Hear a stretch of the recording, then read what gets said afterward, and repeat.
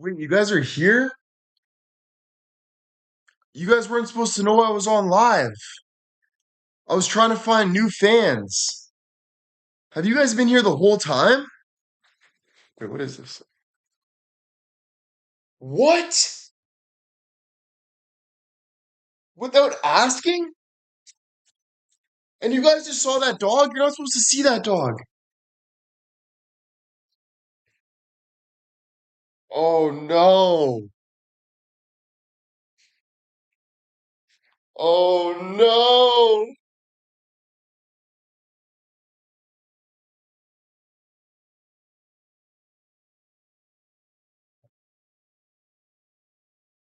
What is up? The dog is cute. What's his name again? Fuck. Stacy. Stacy. Zoe. Zoe. Zoe. Come here, Zoe. Come here. Say hi to the camera. Good girl. Aren't you the cutest little dog in the whole entire world? Say, yes, I am the cutest little dog in the whole entire world. Aren't you just adorable? Yes, you are adorable. I know. I know. Is it hard being that adorable sometimes? I know. I know. But do you still love life? Yeah, you love life? I saw those ears pop up. Do you actually love life? Yeah? Isn't it the best thing ever? Yeah. Isn't she cute? She's adored.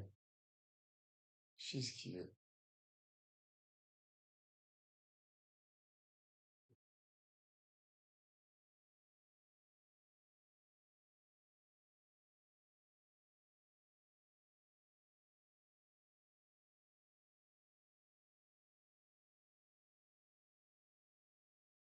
Do you see that they're sending gifts? Are those for dog treats? Say no. Those are for your treats, William. Say no, they're not for anything else but your treats, William. No.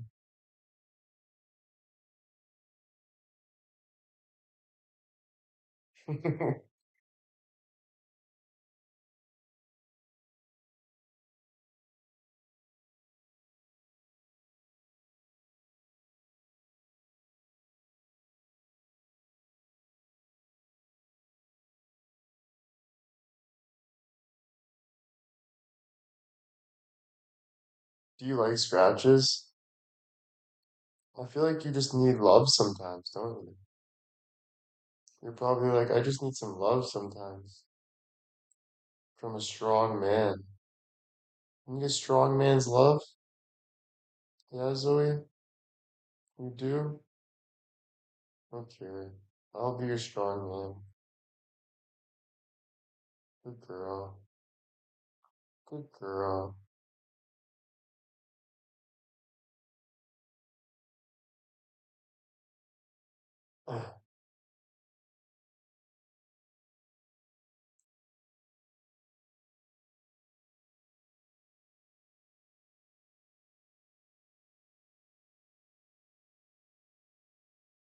Her name's Zoe.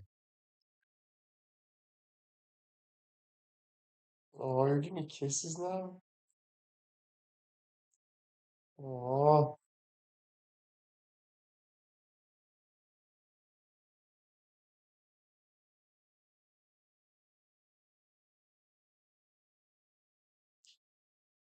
Zoe, you're a good dog. You're a really good dog. No lip kisses though. I know you want to, but not yet. We're at first base. First base is cuddling in dog years. So we start slow. We start by petting. We're not there yet, so I know, I know. We'll get there. We'll get there. It takes time.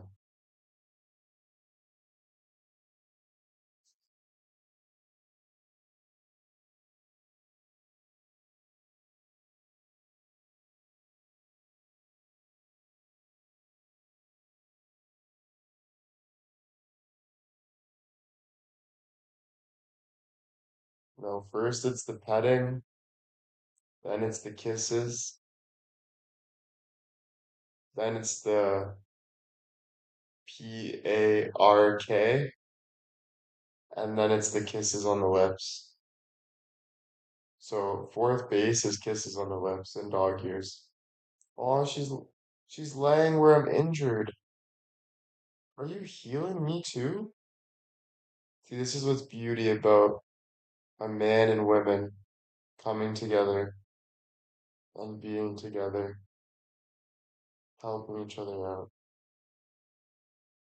You know?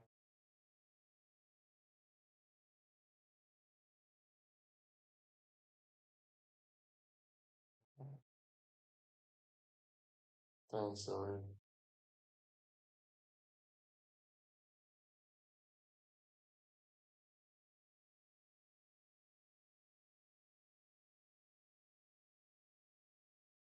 You're the best, Zoe.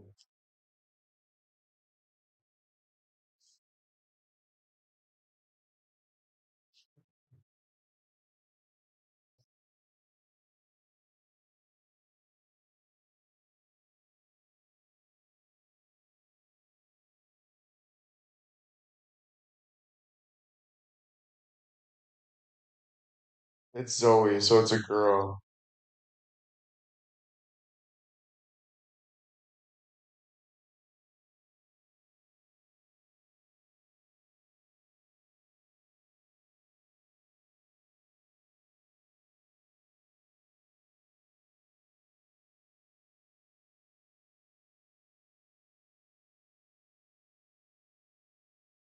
I can see the screen far.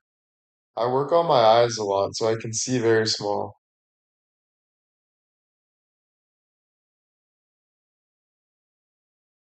But I'm gonna actually make the screen bigger. It's actually smaller than you even know. That's good. I'll put it like this though. Put it under a pillow. There we go. Beauty. Man, it's really nice to have a dog. Like this is really nice.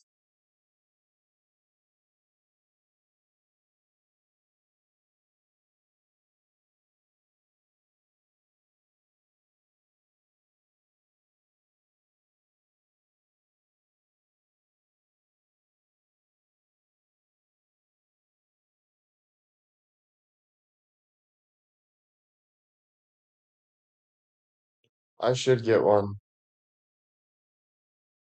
It would be nice, like imagine I had a big bulldog, but honestly, it's my dad's friend's dog, and she keeps the dog here most of the time. So like this is basically my dog. Like even my dad's friend was like,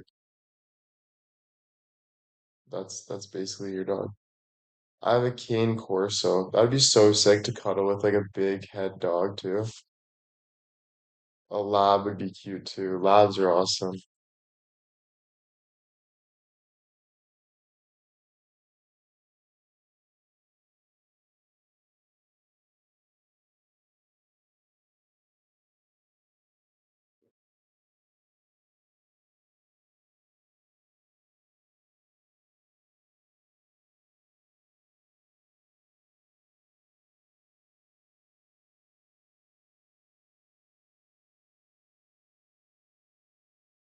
So good news, my dad's at his friend's house today.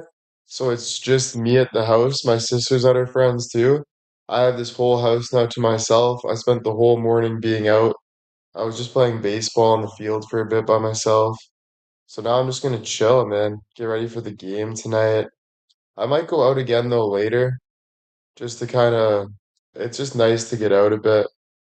I do have to clean my car a little bit, but I don't know if I'm gonna do that today or tomorrow. Maybe I'll start it later.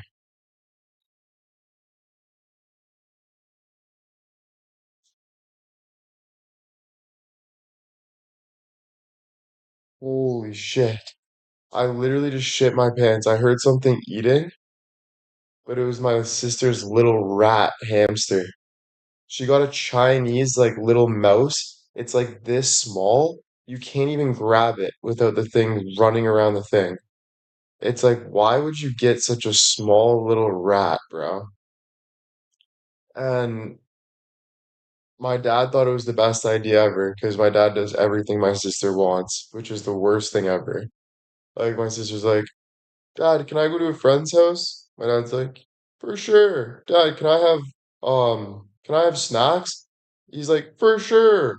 I'm like, with what money, Julia? Like, you need to learn to get a freaking job. You know what I mean? And then she's like, can I get a hamster? He's like, for sure. It's like, oh my goodness. Jesus Murphy.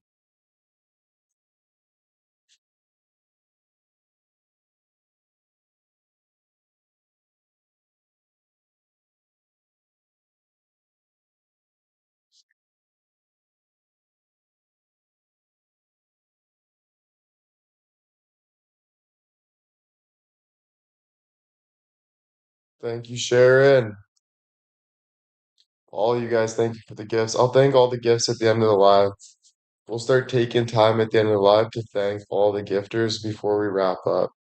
Because it gets too much when I'm trying to just chill and we're just saying it constantly. So we'll do that after the live.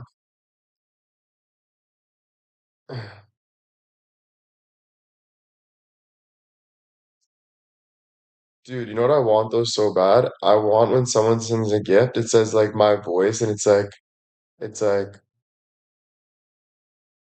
me being like, oh yeah. Like something like funny or sexy or something, just something that you guys love to hear. Imagine how much you guys would be like, dude, I want to hear that again.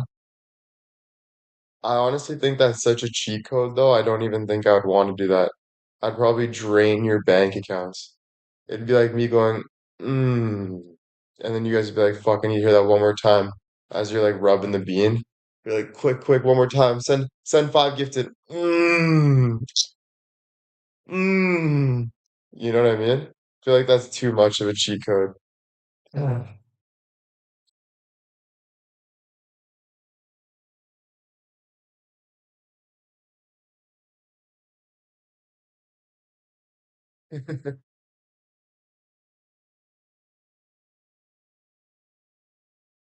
Thanks, Steph.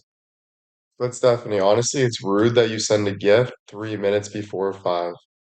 You know what I mean? Like, I get why Peta sent five gifted, but why wouldn't you send five gifted on five? And I find that rude, Stephanie, and I really do. Because if you really cared about me, you would wait to send the five gifted at five. I understand why Rita and Peta did it and je ne sais quoi, but for you, Stephanie, this is where I have an issue between me and you. Why don't you send those five gifted when it's the right time? You know, now I'm feeling defensive. And no, don't you come at me talking like this or talking like that because Stephanie's like, okay, I'm really not welcome to you anymore. Yeah, dude.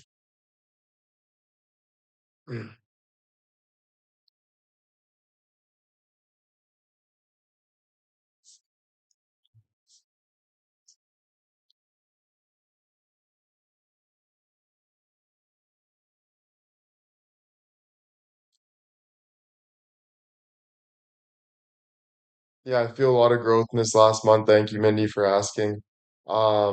Honestly, too, I'm not gonna lie, every part of me has grown, and I think you guys know what I'm implying.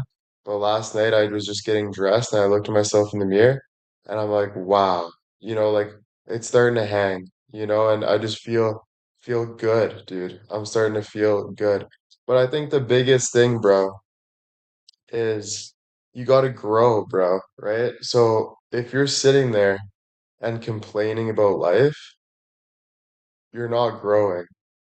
Like at least take one step forward all the time. So like that's why it's like, okay, I went out with the boys. I've been going outside. I've been, I think just accepting life and moving forward. But honestly, I'm not gonna lie, I don't really want to admit it, but I think the best part of my growth has been going outside. As much as I'm tired right now and I really don't want to go outside, I'm probably gonna be like, I think the best part of my growth is getting outside. I'll be going tonight. It's been so good. Thanks, Rana. Mary.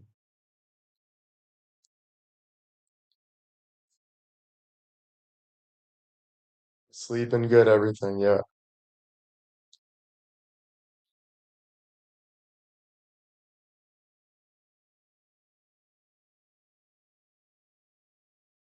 Again, guys, just so you know, I'll thank all the gifts at the end of the live. So if I don't say thank you right now, it's because I'm thanking at the end of the live, because it'll give me a headache. It gets me a headache just saying thank you constantly, just so you guys know. So I have to do it after.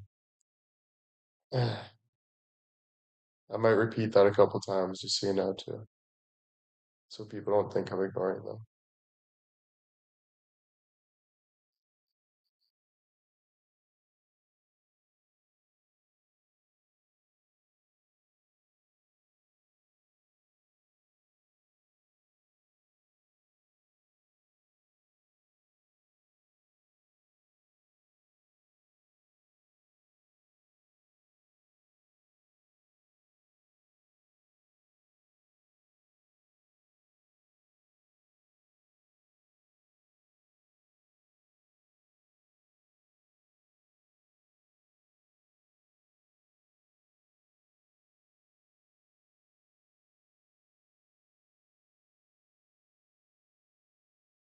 Yeah, Zoe's sleeping.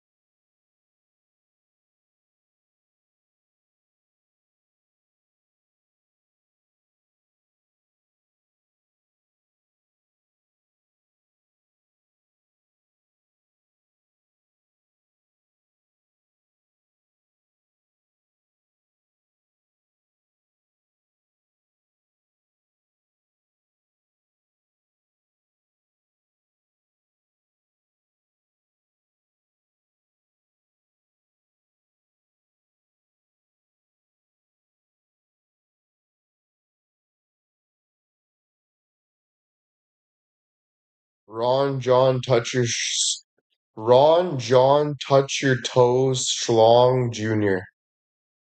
Ron John touch your toes John Schlong Jr.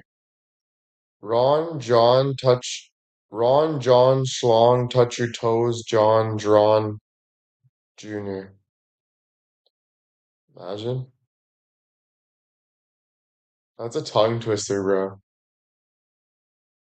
That is Ron Jong Long Schlong touch your toes Flong Slong Mong John Jr.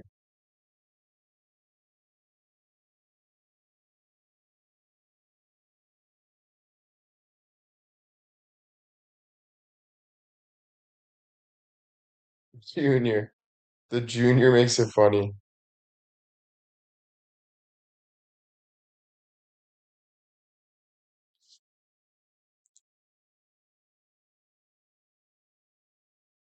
I was playing uh I was playing Xbox with Danny last night, Danny from New York, and her nickname was Knob Gobbler 3053. I'm like, what kind of name is that? She's like, oh, I just made it when I was in college with my husband. And I'm like, what? Dude, so it was just weird, bro, for me, like seeing that from Danny, because I'm not used to that, right? But yeah, it was Knob Gobbler 3053 or something like that. I was like, oh, dude.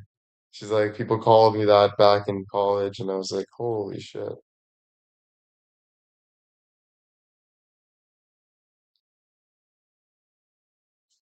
Yeah, dude.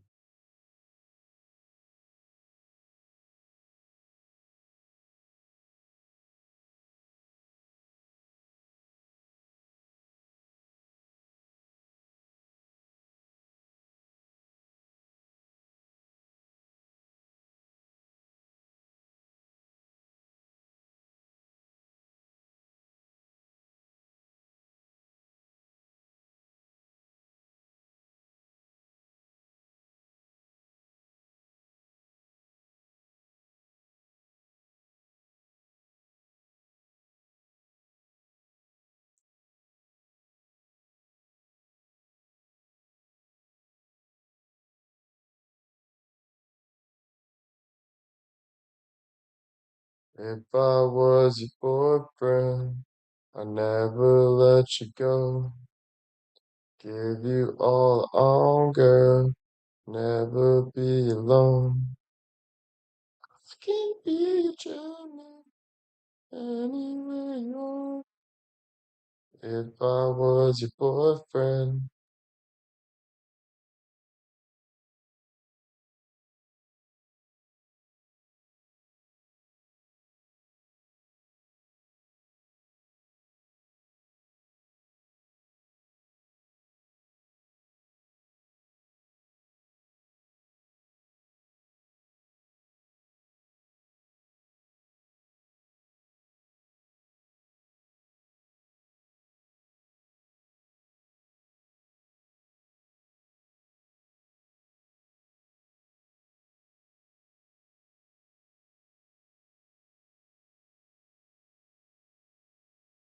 Yeah, I play with people all around the world. Like, usually I just wake up, play GTA, kill random people online. They kill me back.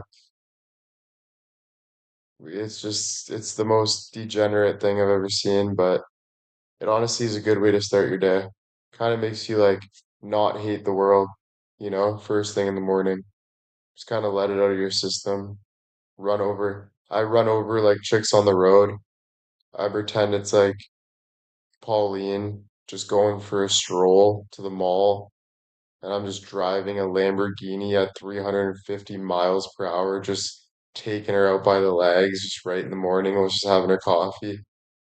And then I'm like, okay, fine, let's go. Hey, Pauline, how you doing? Thank you for the five gifted. Love you. You're the best. Don't forget it, you know? So sometimes you gotta take some mental breaks, but you get through it. Yeah, I know it's pretty psychotic, but it is what it is, guys. There's nothing you can do about it, you know? You just gotta kind of live with it.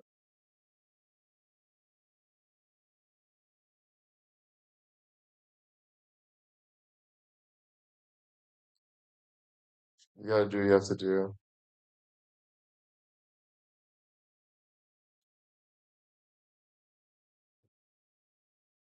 'Cause I like to be. Yeah, it's like a stress relief. Exactly.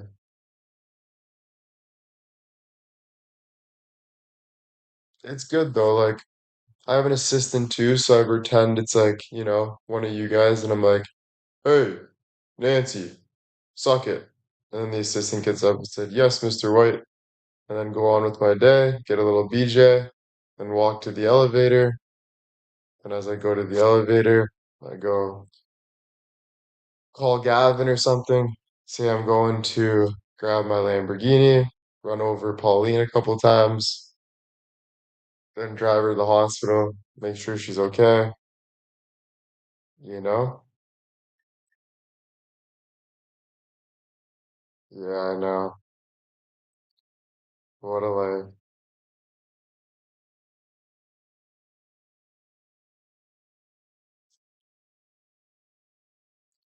Be careful what you wish for, right? You might get it. So just be careful what you wish for, ladies. You will probably get it. Yep, yep, yep, yep.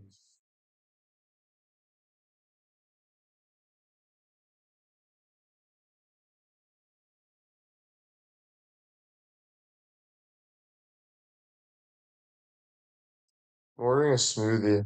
I'm feeling like a nice smoothie.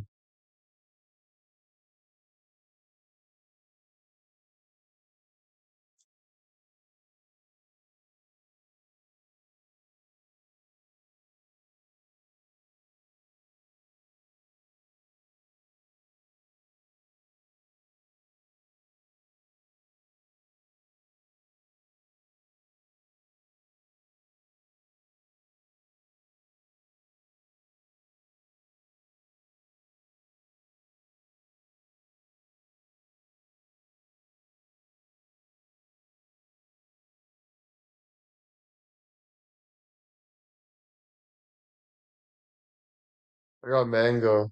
Yeah. Just that boosted juice, nice. Yeah, I got mango.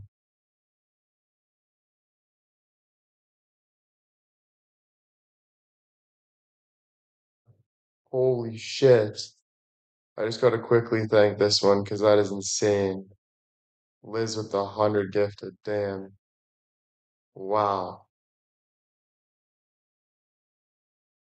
You talk about jizz in your pants, sorry to be blunt, but getting 100 gifted, if you want to talk about Viagra, I'll tell you a good hit of Viagra. Get 100 gifted on K. That shit right now as we speak is no word of a lie. Thank you so much, Liz. Yeah, yeah, it definitely works the blood flow getting something like that for sure.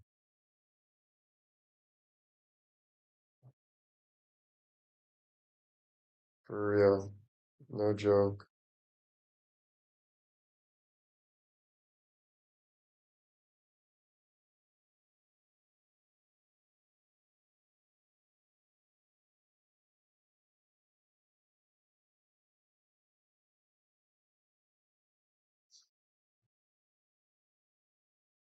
So you guys don't say jizz worthy. Like, I can't believe you guys talk like that. I would never talk like that. I would never say the word jizz ever. That's just not who I am as a person. I would never say such a thing. It's just not me.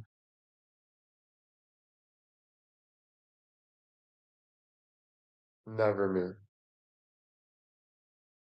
I'm not the problem.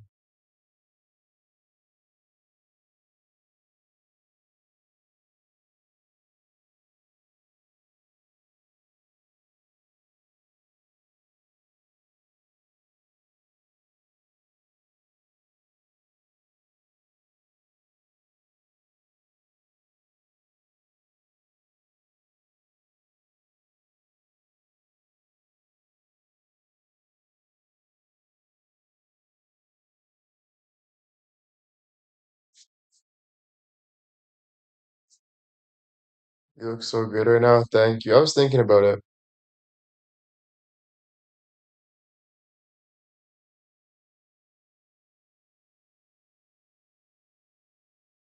I was thinking about it. So you see these like people on TikTok, right? And they're all like moggers, right? But when you think about it, most guys on TikTok look like little boys. Like you want to be like the hottest thing is being a man. So like people don't understand my method to madness, but you can't tell me that any girl, bro. Yeah, of course it'd be nice to rub your vag on a nice chiseled like skinny fucking dude, right? But in reality, who do you really want to be with? You want to be with a big fucking hunk. You want to be with a man. You don't want to be with some like, you know what I'm saying? So it's like that's the goal is to be a hot fucking man, dude. You know what I mean? Like even Brad Pitt and stuff, that's not that attractive. Yeah, it's attractive, but he's still too he's still too boyish. Like you want to be even like more hunky than that. You know what I'm saying?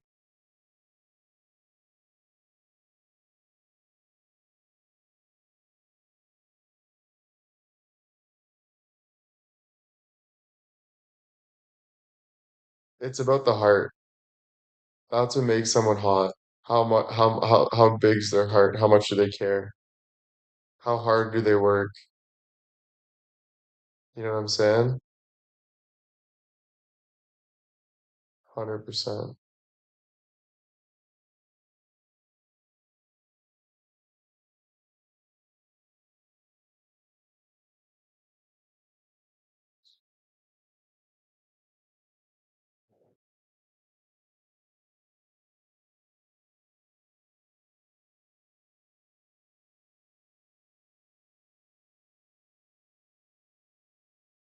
Because it's like what makes you you is what you want. Like what you strive for is what makes you you.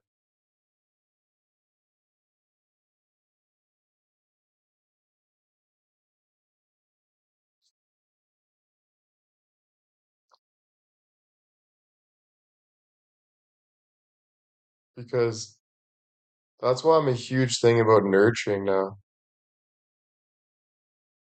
Because what you manifest becomes you.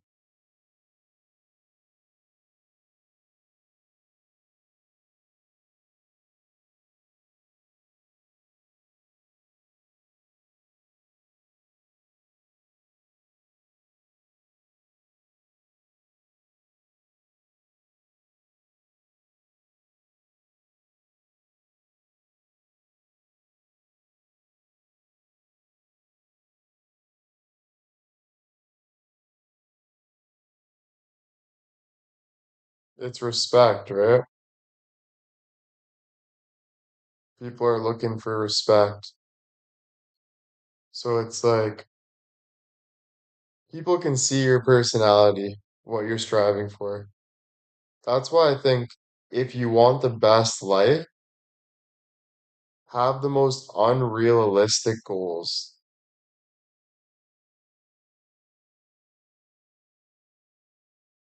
Like if you want the best life, like have the most like insane goals. Like even if it scares you, like aim for something that is so out of your reach, bro.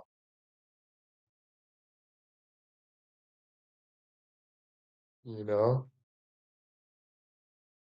I just don't think I'd want to live another way.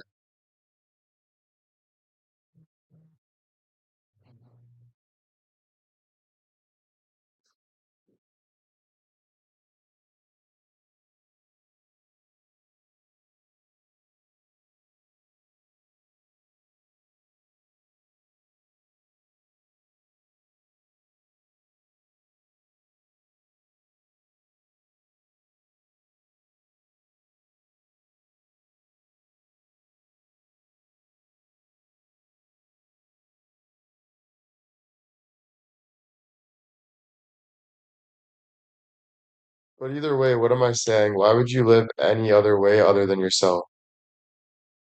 Like that doesn't even make sense. Like why would you want to live any other way than being exactly yourself,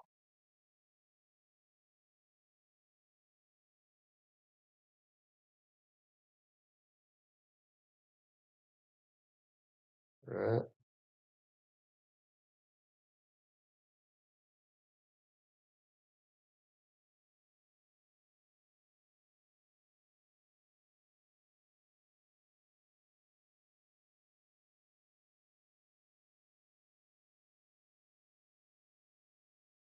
What color does gold go good with? Think of a color that gold goes good with.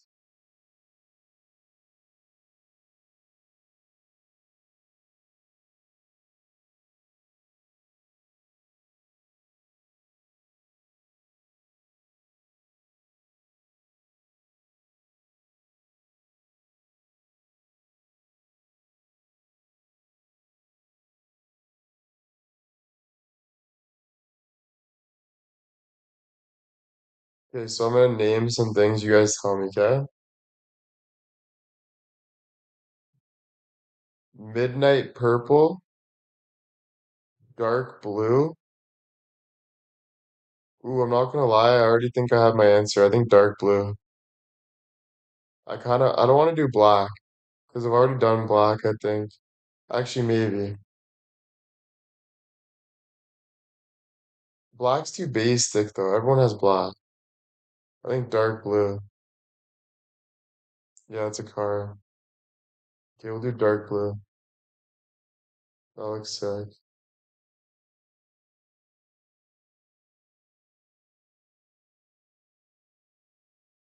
Thank you, ladies. Dark blue.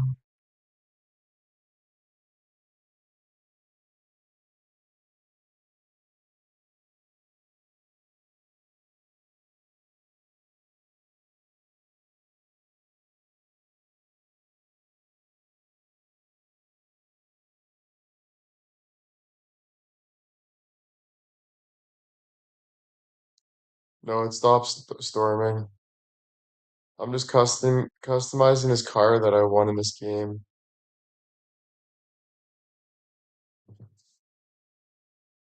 It's some car I won. I don't know. It looks like what's it called? Dude, I have the hottest neighbor, guys. She was out mowing her grass today in leggings. Oh my goodness, bro. She has a husband though, but god damn. She's just mowing the lawn in leggings, bro. She's a mill. Just leggings pulled right up the butt crack. I'm just like, oh my goodness.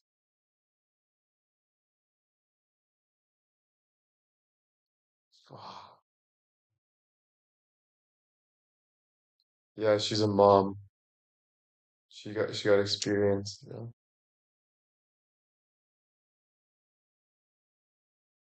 Okay, with the dark blue, what color should I make my wheels? Should I put them black?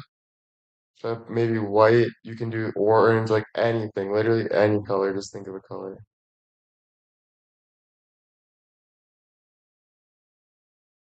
Yeah, maybe black.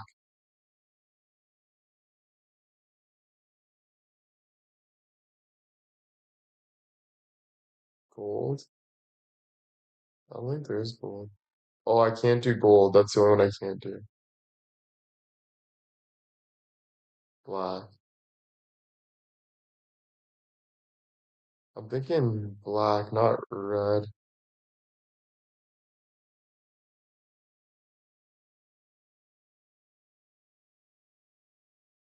Yeah, I'll do black.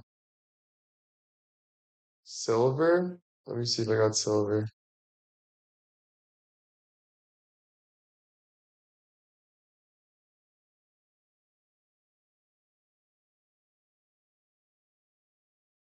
Like, honestly, I wish my neighbor was outside mowing the grass again, because I think I could just watch that all day. Stone silver. Oh, I like silver. Let's go silver.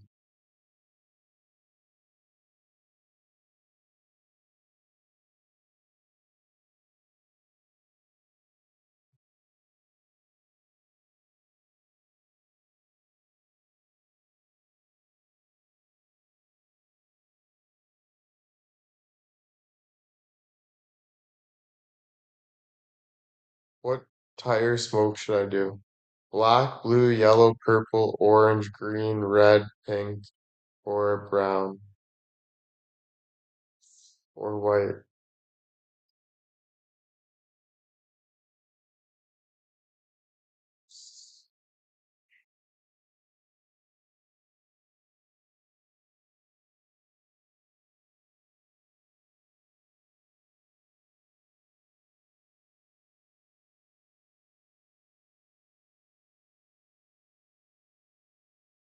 When I mow my lawn, my neighbor used to sit on the deck and watch me. It's like, Sally, you dropped something. Oh, Willie, you're such a pervert. Sorry, Sally, I just can't stop looking at that tooth you got hanging out the skirt. Oh my goodness, Willie. You're just gonna sit there on your lawn chair all day, aren't you? Fucking right, I'm having a beer after work and watching those legs do their thing, girl. Don't mind me.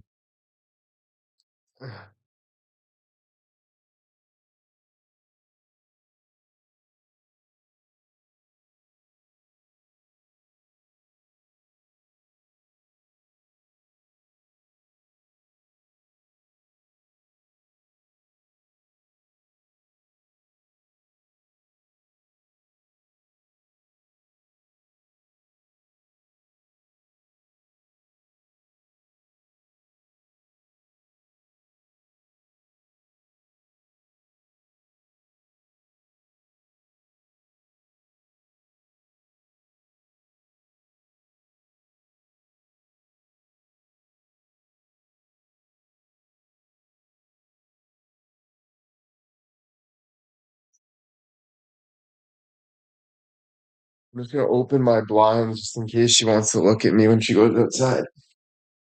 The spread eagle on the couch.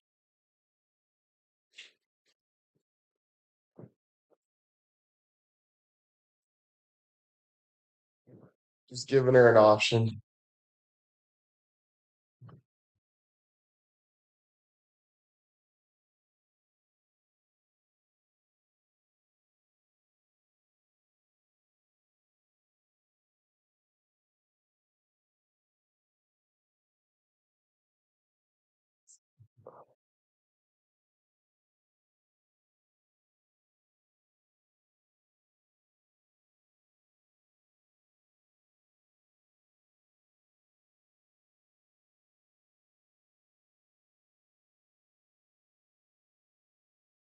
An option beside her husband. Bro, some husbands are into that, right? Like, if you don't want your wife to fool around, you need to make sure that your wife is not gonna fool around. If your wife's fooling around, she ain't the one. You know what I'm saying? Like, but some people are into that open relationship shit. So if Doug next door says, "Hey, listen, me and my wife want to have a threesome," I might have to say, "Hey, Doug, listen, I'm not so frowned upon it, but you're gonna have to show me your cock and make sure it's big enough because, I need to make sure what we're dealing with, and then we can go to town, but you got to make sure that all the cards are in play. You just never know what's gonna happen, you know? Right?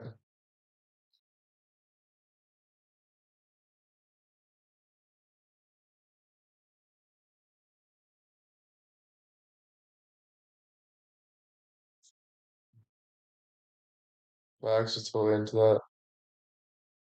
Oh yeah, I've had girls I've been with that said like I'm gonna fool around with your friends in front of you and stuff, so I'd be sitting back, just Tinder girls, and they'd be like wheeling my friends and stuff, and I would just be sitting there kind of just enjoying the show.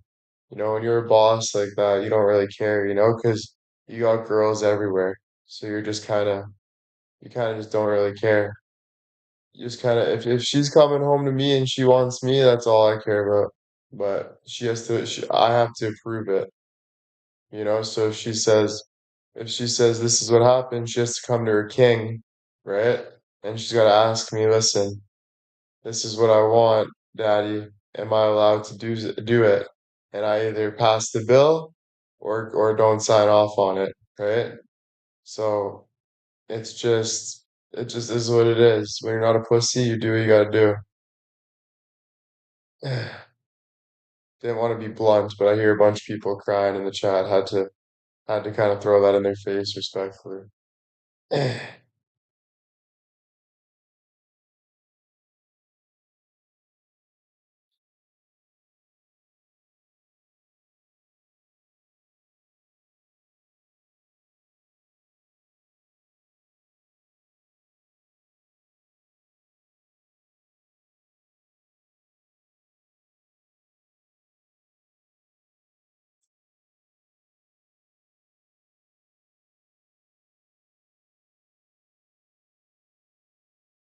It's either that or your man cheats on you.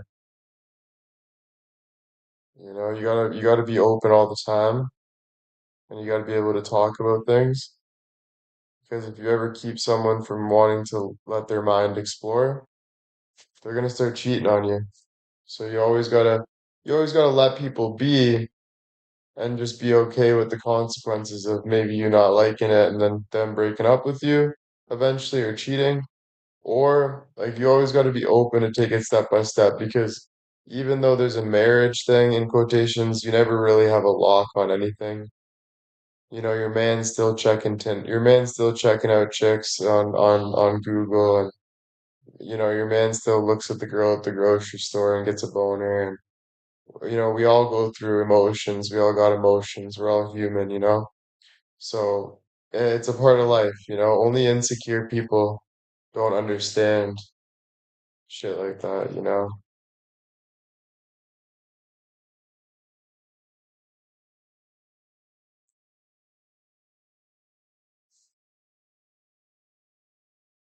I don't know, maybe I'm wrong. Maybe I'm wrong because Rita said a good point. She said if you're not if no, Steph, sorry. If you're not good enough for them, you're not. But the point of life is you're never going to be fully good enough. Since you're always growing in life, you always have a new chapter to get better at. So there's always someone that's going to be better than you. There's always going to be someone that's more sexy than you, more beautiful than you, more strong than you, more funny than you, has more attraction than you. There's always going to be someone that you need to work towards and to be a better person. So, that's why it's all about communication and understanding each other, but you can't grow without being honest with each other. You have to be honest with each other, or you won't be able to grow. You have to be honest about how you feel about things and how you work upon things. And that's the hardest part in relationships, I realized. Because some things we don't want to hear. But I realize it's like if you can't be honest with each other, you're never gonna get anywhere. You'll always feel it'll if you can't be honest, it'll always eat you up.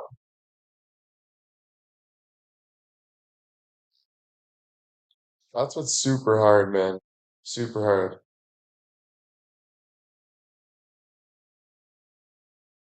I would say the best thing to do is don't get in a relationship. Like, if that person's not all over you, why are you even with them? Like, if the attraction isn't natural, where you guys are literally just humping each other constantly naturally, then why are you even with them? You're with them because you want the house, you want the bills, you want to hide from Robert, you want to hide from Jamaica, you want to hide from the government.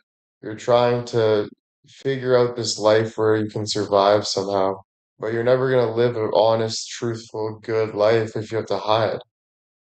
You know what I mean? So it's better to not even be in a relationship and just let things happen naturally for you. And I learned that sadly because I was in love and shit, but I realized it doesn't work like that, man.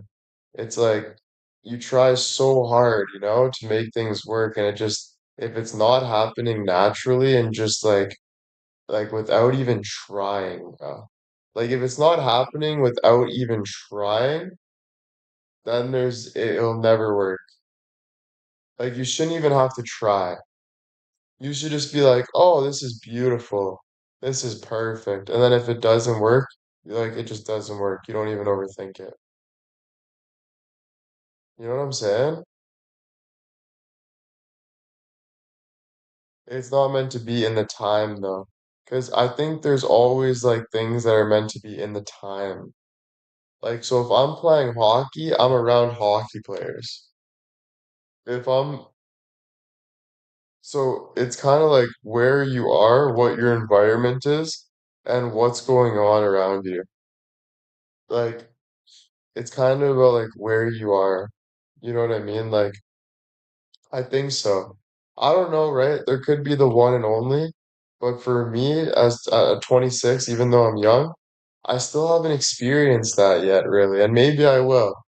But as I'm like where I am right now, I don't know what to think about that, the one and shit. I don't know. I don't really know. I'm just being honest.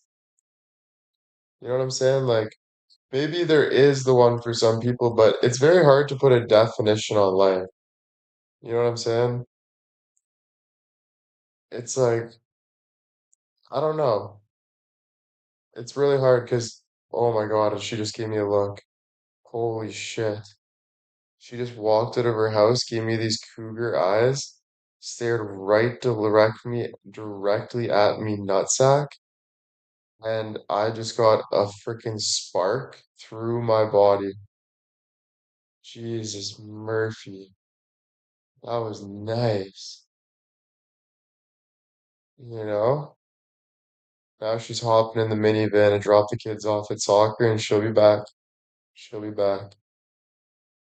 Yes, the eagle has landed. Yes.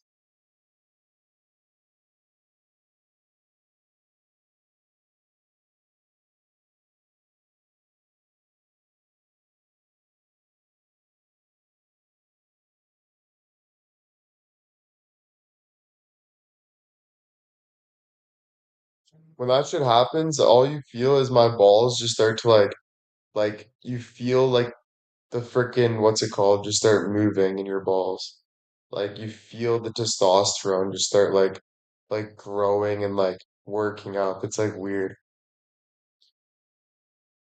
How many kids does she have? She's got three kids, but who gives a fuck? We're talking about a cougar, and you're asking how many kids she has? The kids can just go to soccer and stay there for the rest of their life, and I wouldn't give a rat's ass. Yeah.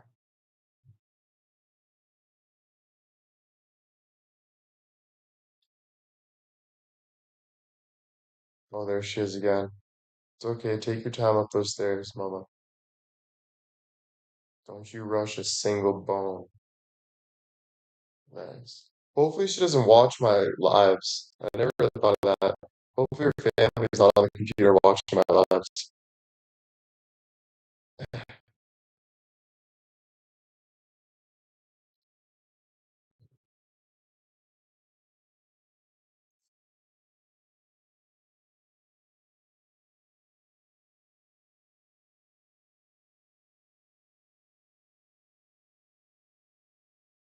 I think they think I'm a drug dealer sitting at home all day with a black Cadillac and getting deliveries to the door from Uber Eats every day. I think they honestly probably they're telling the kids like stay away from that house. And she's probably running as fast as she can for the hills. I don't know. I doubt it. No, I've never said hi to her or anything. Just looked at her.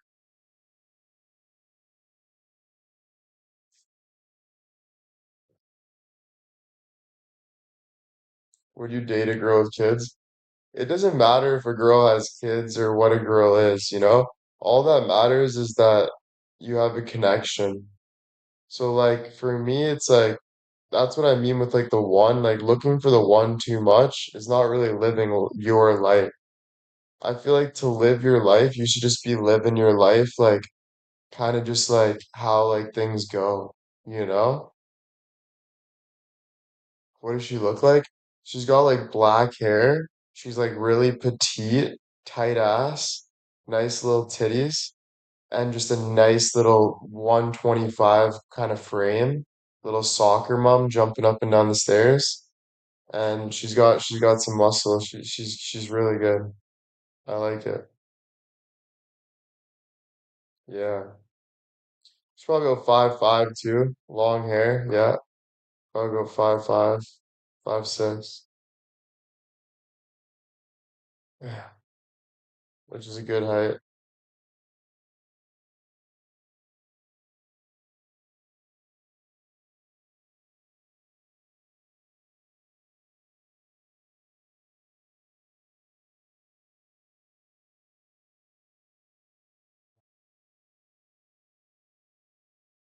Yeah, toned skin. She got toned skin. She's got like she's been in the sun, you know? Why isn't her husband mowing the lawn? Husband's probably doing business, bro, in the house, you know? He's probably telling me low key, please take my wife from me. I will literally pay you to take her. And I'm probably like, no problem, bro. Pass the baton.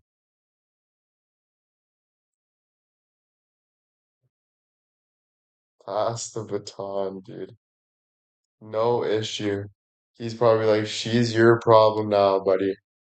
And I'm probably like, yep, but I'll deal with it for a couple months.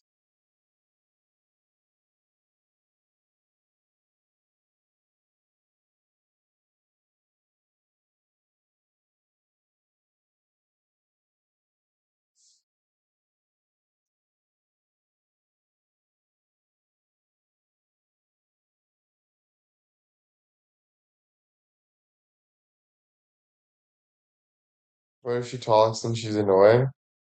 I'm like, hey, beautiful. She's like, and she like doesn't stop talking. She's like, so I went to work and it's just crazy. Like I couldn't believe that this and this and this and this. I'm like, holy fucking shit. I feel like there's a gun to my head right now. Please, for the love of God.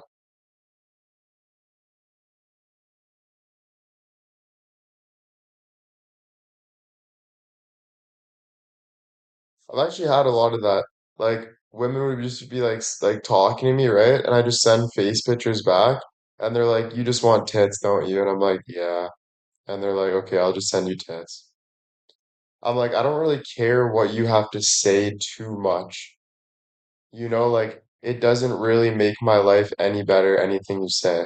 No offense, but it doesn't really do anything.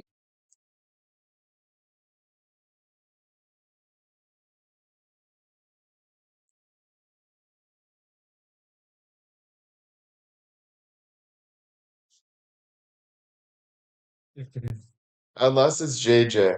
If it's JJ, that's a different story. Because JJ, she'll like, JJ will write me a bedtime story and she talks about the government and stuff, and I'll put my earmuffs on and just pretend I'm listening. So JJ's a different story, but anyone else?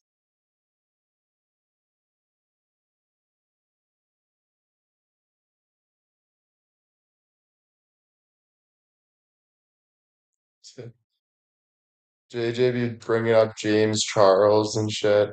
I'm just like, Jesus, I'm supposed to have a boner right now, and you're bringing up James Charles? Like, boner killer. Jesus, Murphy. I can't wait to have this smoothie.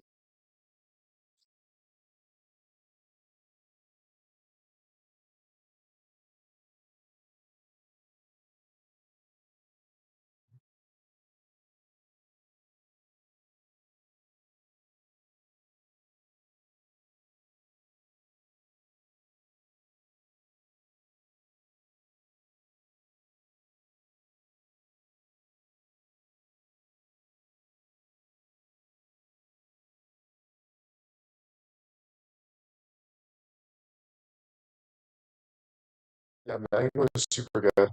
I'm excited for some mango.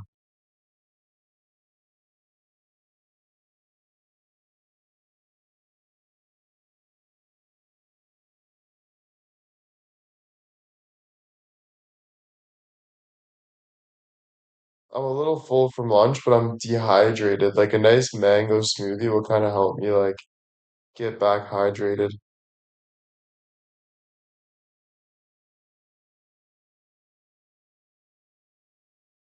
The guy who talks to me is the guy who get pics. No, I know women like that too. That you gotta like talk to them and stuff to get pics. And honestly, I love that too. I'm just joking. I don't really mean that, but at the end of the day, it depends on the relationship. Like, if we're just trying to like fuck around, then like I don't really care. Like I don't like why are we pretending? Like or at least start the convo and get me turned on, right? Like you're supposed to be the pole dancer, not me. Guys don't pole dance, girls do. So it's like I'm not here to like be your stripper. So you can talk, you can get the conversation going. I'll entertain it. You can go where we want to go. I'll lead the way. I'll steer, you light up the engine, I'll steer, and then we go from there. But it depends. It depends with like what who it is too. Like sometimes you're trying to start a relationship and it's more than just the sex part, right? But sometimes it's just the sex part. Sometimes it's just to have fun and kind of mess around or whatever. But for sure. If you're trying to have a real relationship, obviously you got to know the person and you got to have respect towards it. But I don't think I'm in that stage of my life. And what I did realize too, though, if you can talk to a girl all you want, right? And you can love her and this and that, but if she don't love the sex like the most, like if she isn't sexually attracted to you, like insanely, then like you're kind of missing the point. Like I feel like you need to have that sexual attraction where it's like that is like what I need, right? And then like everything else comes because like the whole point of being a man and a woman is sex. Like what I'm saying by that is like what's on our birth certificate? Sex, male. Sex, female. Like the whole origin of getting together, a man and a woman, is to have sex and have a kid. You know what I'm saying? Like it's the whole natural part about life. So I understand the talking and stuff. It leads you to a better place. So I understand what you're talking about. But also sometimes you get so caught up and you get friend zoned, where it's like you're so caught up in the talking part, but she's wanting to fuck other people, and you're just sitting there like a sim, being like a friend with a girl, you know? So a lot of men get to the point where they're like, I can't do that anymore, you know, because it's hurting me, you know? So that happens a lot. You're good at flirty banter. Yeah, but flirty banter is a lot of kid shit. You know, when you're a kid, you can be flirty and stuff, but it gets to a point where it's time to man up, you know? You're not a young adult anymore.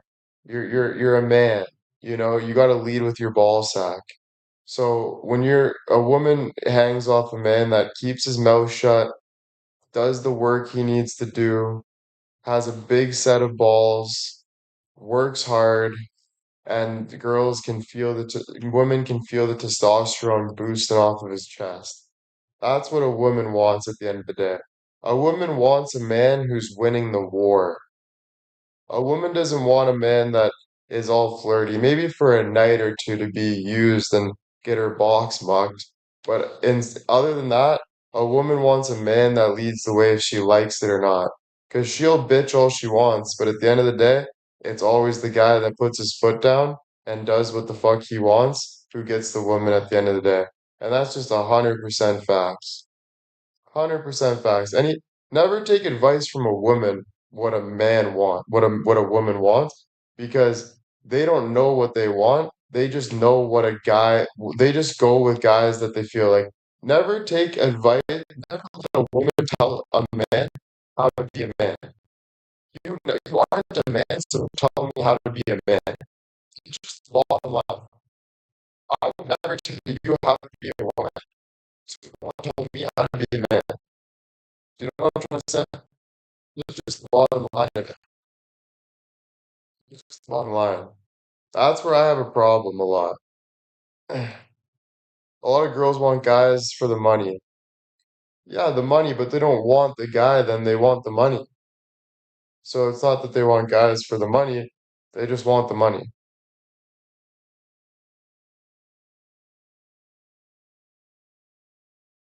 right?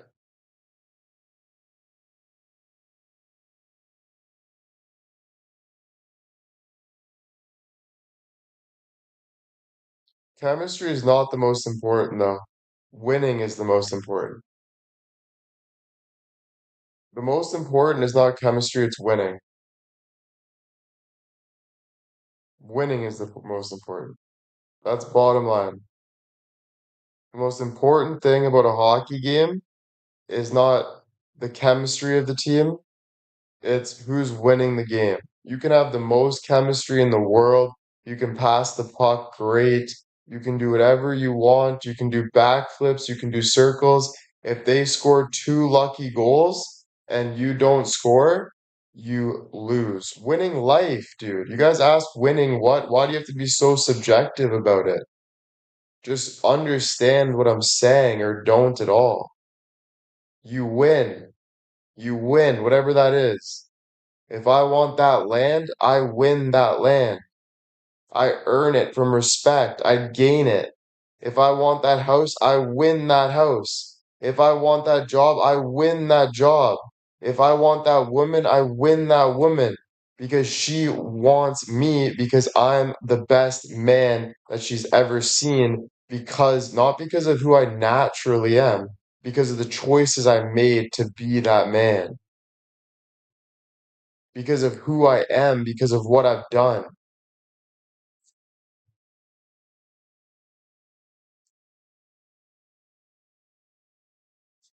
100%. Women know this deep down. They just don't agree with everything because they're very like flaunty.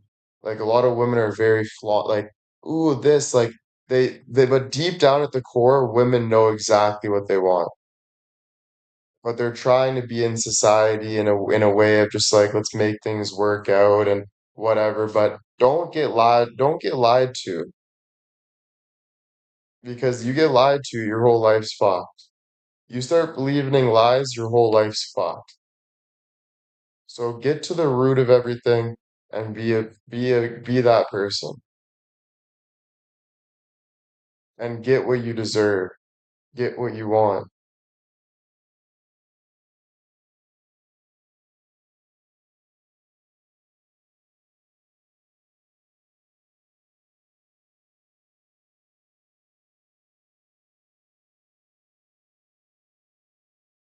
It's not about I don't mean competition though where it's like cutthroat, but it is low key. Like if I have to stand up to a man and we have to look each other in the eye, and if I earn that woman, I get that woman. We might fight to the death, but it's whoever wins that fight gets that woman. Whoever wins gets what they want. If I'm whatever the fuck you do, it's a man to man confrontation, and it's I want that, no, I want that. It's the best man win. It's the best man win. It's the strongest man win. That's just bottom line. I live in Canada, but I live in this world, so Sally, stop acting like a man. Put it away and be real with what I'm saying because I'm a man. I know spiritually what it takes to be a man. I live as a man. I am a man, so I know what it is to be a man and what we think. But you guys are looking at it too literal though. You guys are like, so what if the girl wants? What if the girl wants? You guys are looking at it so literal, which is disgusting behavior because I'm not talking literal at all, but it does get literal in the future though. It does. But it's about spiritually what really goes on. How do you see being a woman? Being a woman, I don't know what it's like to be a woman. I don't want to know what it's like to be a woman at all. That's one of my biggest mistakes is trying to understand what it's like to be a woman because that is not okay. It's not my job on this earth. That's your job to do what you want to do to be a woman. That's not my job. It's my job to be the best man I can be. And if I come across a princess that wants to be with me, that's a bonus. But it's not my job to understand what it is to be a woman. That's where a lot of people go wrong in this world.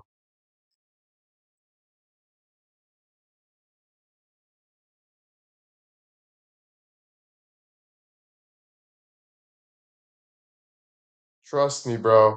I've been down that path. I've been down that path because I try to understand everything, right? I was a cute kid trying to understand life.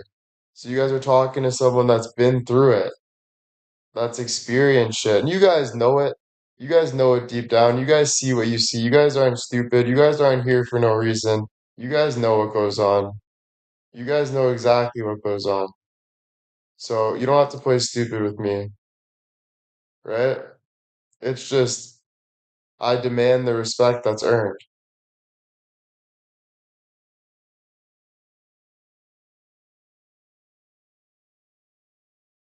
Do girls try to win with men? Honestly, I don't know, right? Again, I'm not a girl, but I would say if my best prediction with a girl is to just be herself, be the best version of herself, and whatever she comes across.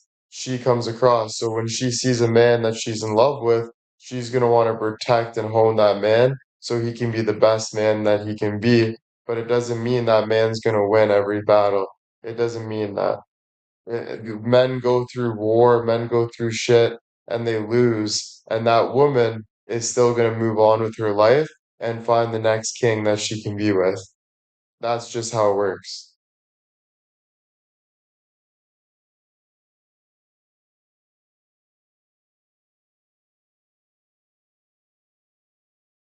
I need a drink. My smoothie's finally here.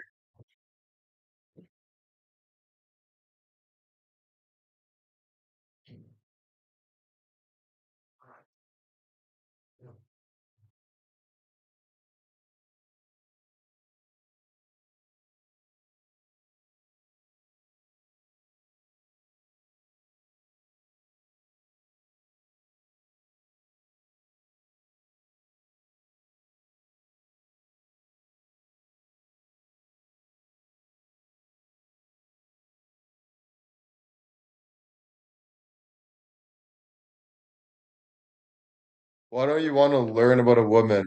Jojo, this is the problem with liberals, bro, and this is exactly what you, JJ, all these people do.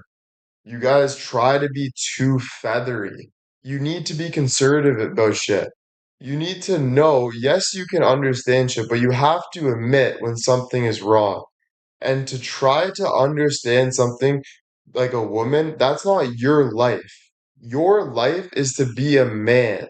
My life is to look at my dick and grow my dick. Bottom line, my life is to not think about my ex-girlfriend's life and what she thinks about and all this stuff. That is not how life is. That is not healthy. If you're the type of mom that is telling your son to be like that, your son is going to end up wanting to literally hurt himself because he does not feel man enough. Literally, I've been there, done that, and it's a bad, bad road. Very bad road. You start putting your mind of what does she think about, it gets worse and worse and worse, and you start living something that isn't your life.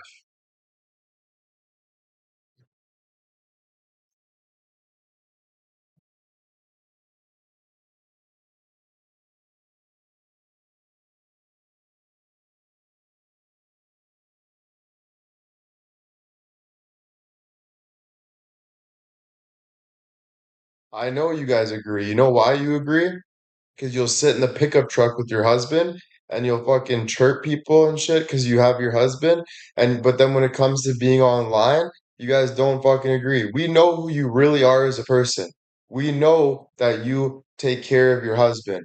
We know that your team is your husband. We know that you just go on social media to get information and grow as a person. We know the truth. I live the frickin' truth. I see what I see. This life is not sunshine and rainbows, it's motherfucking war. So accept it, respect it, and grow. Bottom fucking line. You can't fool me, bro. You can't fool me. Trust me. I've lived it. I've learned it.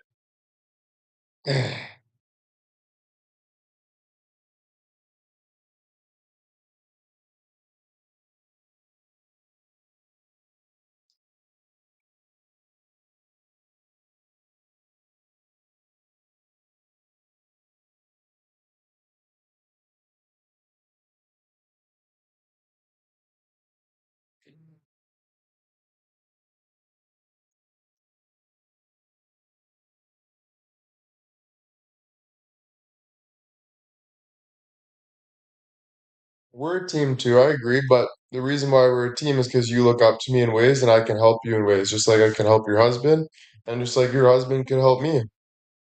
So it's a respect thing.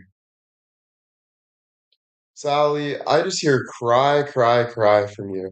Come on, we're more progressive. Like, all I hear is cry, cry, cry. That's all I hear. I don't even know what subject you're on. All I hear is wah, wah, wah. Genuinely. Do you want the honest opinion or do you want me to lie to you? Because that's all I hear. It's true. That's all I hear. You can call me rude all you want. You can shove it so far up your ass it comes out of your esophagus. I don't give a fuck. Who are you to call me rude? Who are you? Right?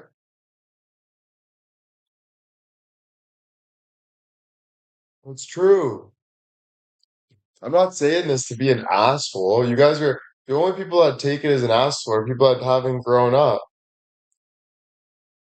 Like anyone in the world would tell you this exactly what I'm saying.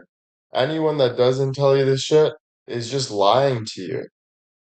They're manipulating and lying to themselves because they're insecure about things.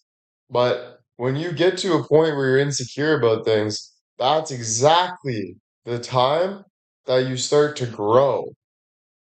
That's exactly the time that you start to grow as a person when you accept your insecurities and you start to grow with what's real. So it's not something to be crying about. It's not something to complain about. It's something to grow over. It really is.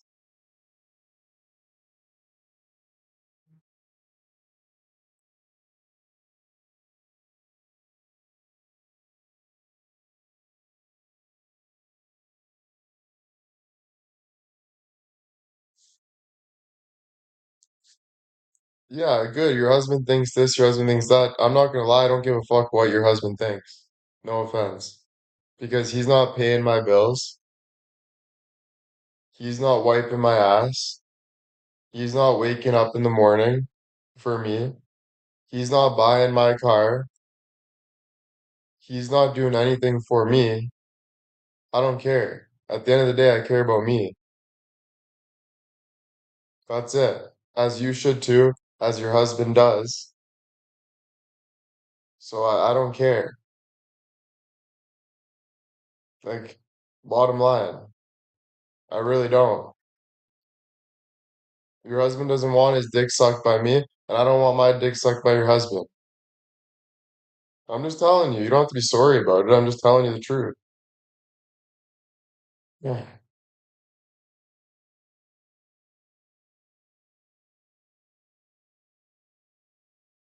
People throw subjective words like unbelievable, all this shit. You guys need to be careful who you're talking to. Why would someone come in and say rude? Like, you guys are acting oblivious. Like, why wouldn't someone come in and say rude? Because it's the fucking internet? Like, why are you guys obsessing over someone coming in and saying rude?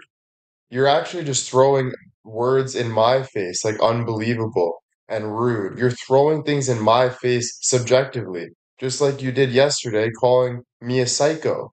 But you're calling each other psychos, but you're saying it right to my face. So don't act oblivious. Don't treat me like a piece of shit. And don't treat me, first of all, like I'm dumb, because I'll say it right to your face. Sorry, I'm not sorry, though. I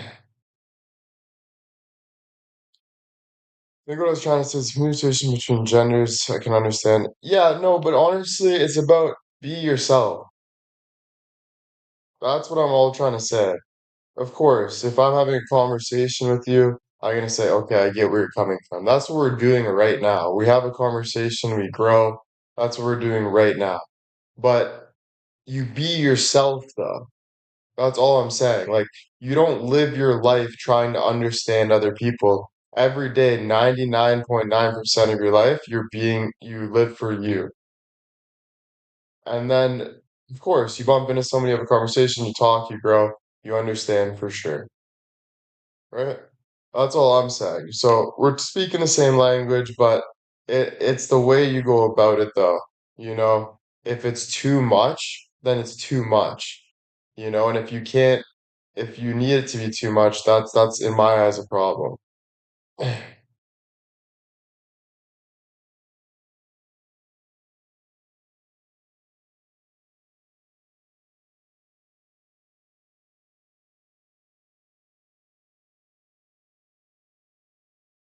you respond when someone's being authentic, do you feel it?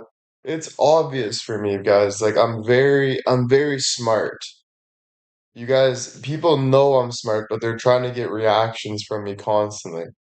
So they say things behind my back, they manipulate, they say things in front of my face, but they say it indirectly so they can get in a reaction and then they feed off it like this. So I know what goes on. I understand what bad energy, you can call it the devil, whatever. I understand what that is.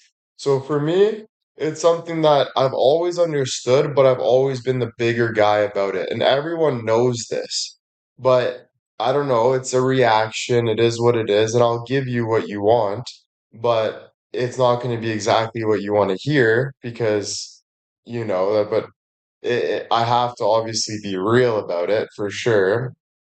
But yeah, I'm gonna obviously if I it's my platform, so if I see something, obviously I'm gonna speak out for myself. Of course, you guys think I have anything to lose? Not really. No, my life, no.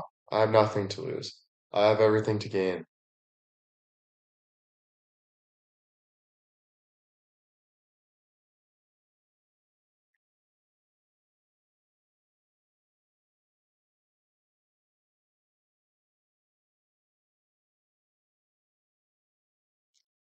Sometimes it's more of a feeling than what someone is saying. It's not really one or the other. It's just when you know, you know. Like you can't really analyze it too much. Well, you can. I shouldn't tell you what to do because I analyze shit a lot. So I wouldn't really tell you not to analyze it because that's kind of firstly what gives you knowledge is analyzing. But when you know, right? Like you read it, you feel it, you know what goes on, you see what goes on, you've been watching what goes on, you understand when the timing, when things are said, you understand why people do things and where they are and what they're doing and what's going on. But again, I'm not perfect. You're not perfect. This isn't about cutting each other down, but it's about respectfully saying what we believe in and moving forward. Either way, you're still going to wipe your ass. I'm still going to wipe my ass. Our lives don't change. Your life is your life. My life is my life. You're still going to do what you want to do. I'm still going to do what I'm going to do. But like I just said, I'm still going to do what I want to do, right?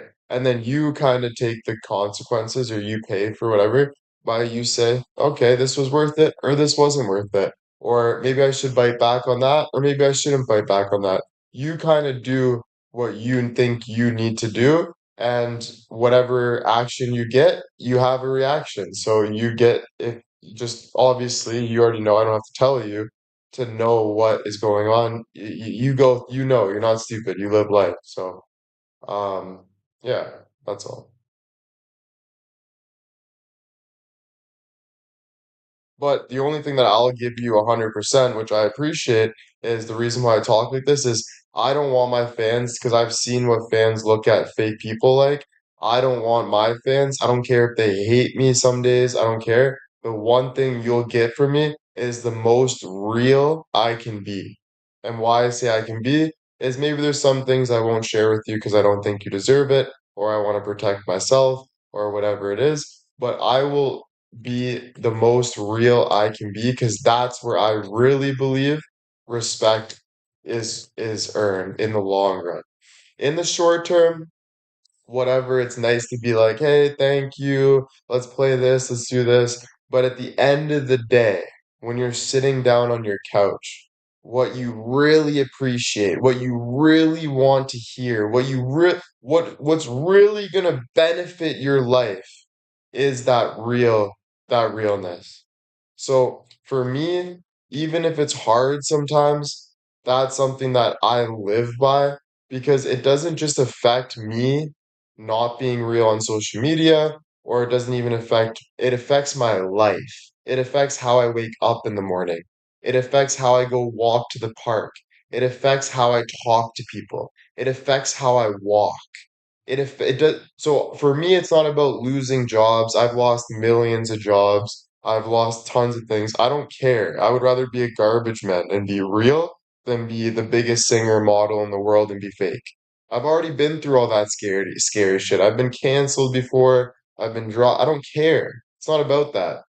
It's about the only thing I live by is being real because I know that one day you die. So why wouldn't you want to live your life as real as you can be? That's the whole goal in life, is to be as real as you can be. Obviously, respectfully, as much as you can, but we all have different opinions, so you're not always going to be respectful. Some things that I say, some people don't agree with. Some things that I say, people do agree with.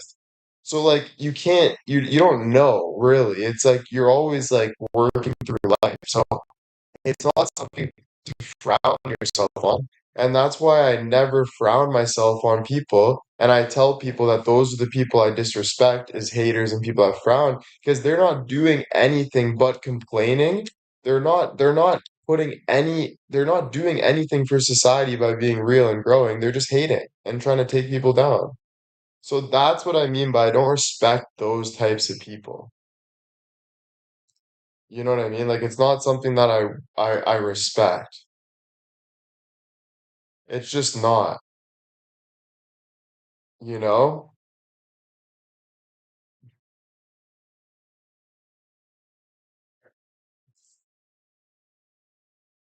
Look, Sally said herself, honestly, why I'm here is the realness. Exactly. When I first started social media, the reason why I connected to you guys was because you felt something. If I didn't show you guys, if I wasn't vulnerable with you guys would not watch me. If I was hiding under my hat, you guys would not watch me. You guys wouldn't. It just wouldn't happen. So the reason why you're really here is because you felt something because I was an open book, so you're able to learn and connect from it. So yes, that's hard because there's a lot of people that I rub off by accident, but it's because my intention is to never hurt somebody. I hope people know that. If I've ever hurt you or done something, it's all been my mistake.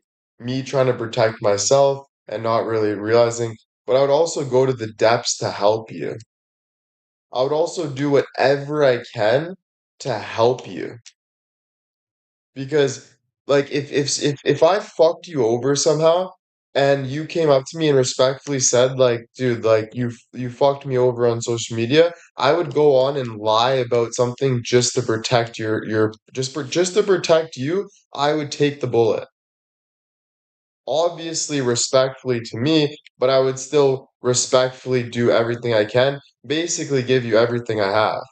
Because that's just who I am. I'm not the type of person to hurt somebody. That's just not me. So it's like all I know is the one thing that I respect is for everyone is realness. If you're not thirsty for being real, then you're not living life. I know it's difficult. I know it feels like shit at first, but it definitely pays you more in the end. Definitely pays you more in the end. Like 150%, no question about it.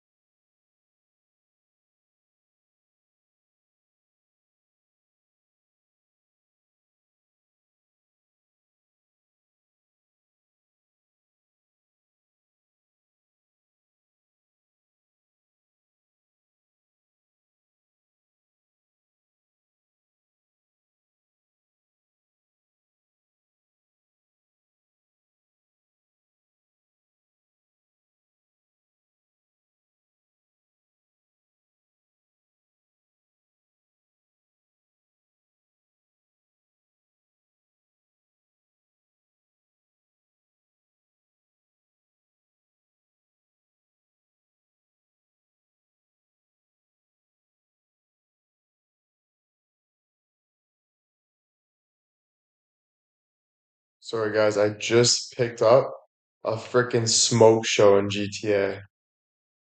I got an online girlfriend now. Let's go.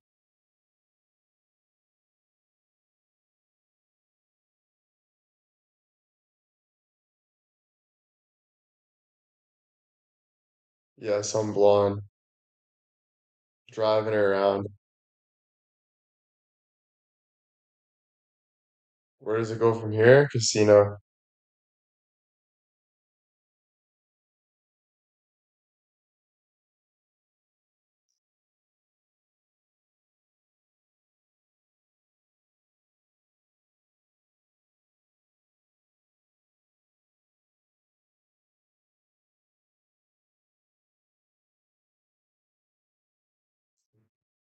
The car looks sick. I'm driving a different car now.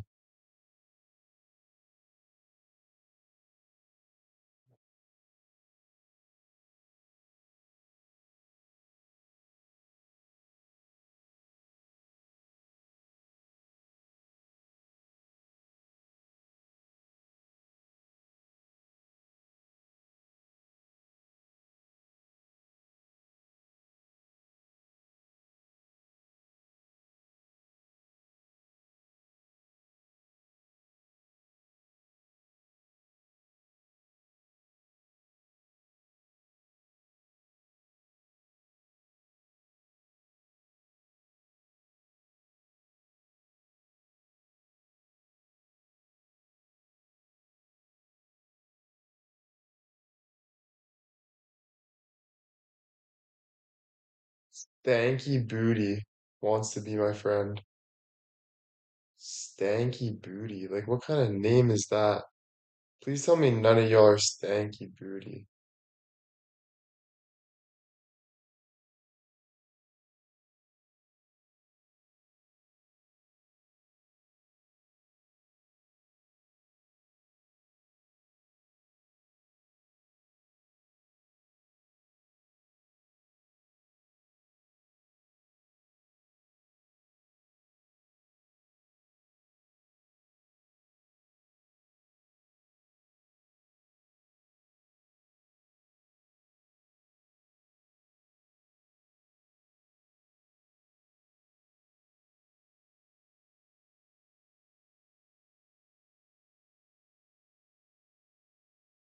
Why does it say it's Barbie's account from Kick? It just said it's Barbie's account from Kick. Do we have a Barbie in this chat, guys? Is there anyone named Barbie in this chat? It just said my Kick name's Barbie.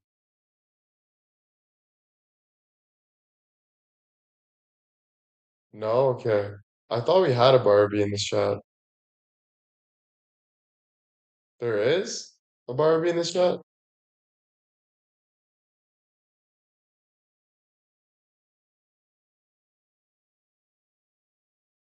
Okay, yeah, Barbie stanky booty apparently. Barbie, wipe your ass. For fuck's sakes. Barbie be stinking her booty around town. Wipe your ass, Barbie. Jesus Murphy.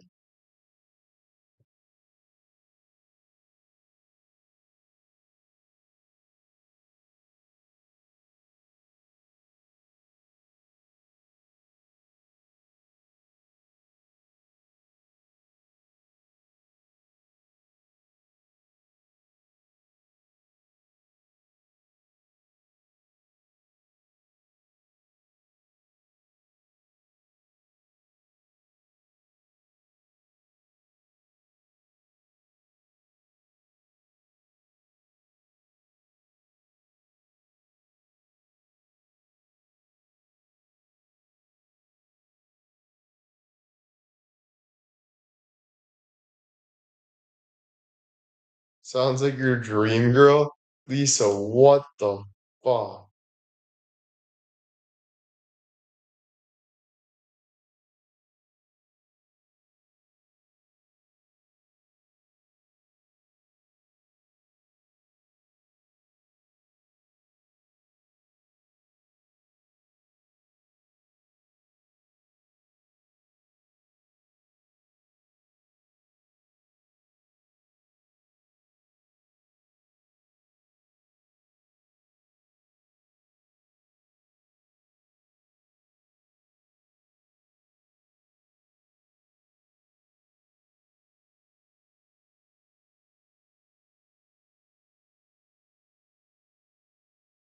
You know Oma Honey? Is she stank boots? Don't tell me Oma Honey stank boobs.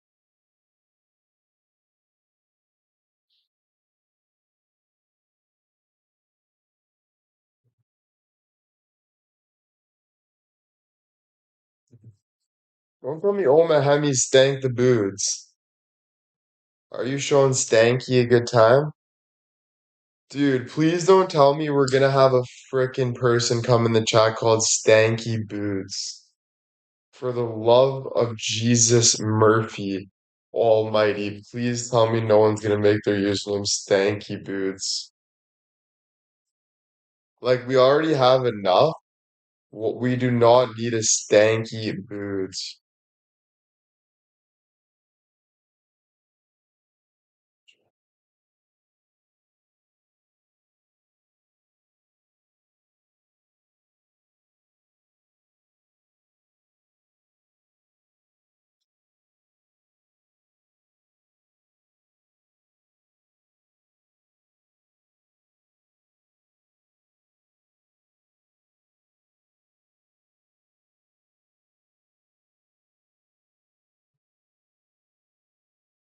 Five gifted from Stanky Boots. Hey, Will, just telling you you're fucking stupid. Just want to say I wish I can sit on your face and literally shart.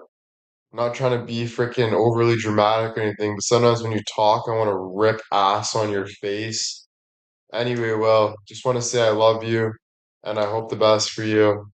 And yeah, have a good day. Thanks for the 5 gifted stanky boots.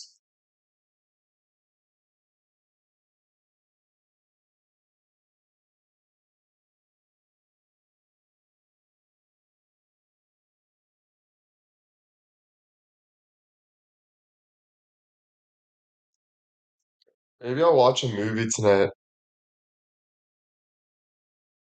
That's real shit. Yeah, that is real shit. Literally.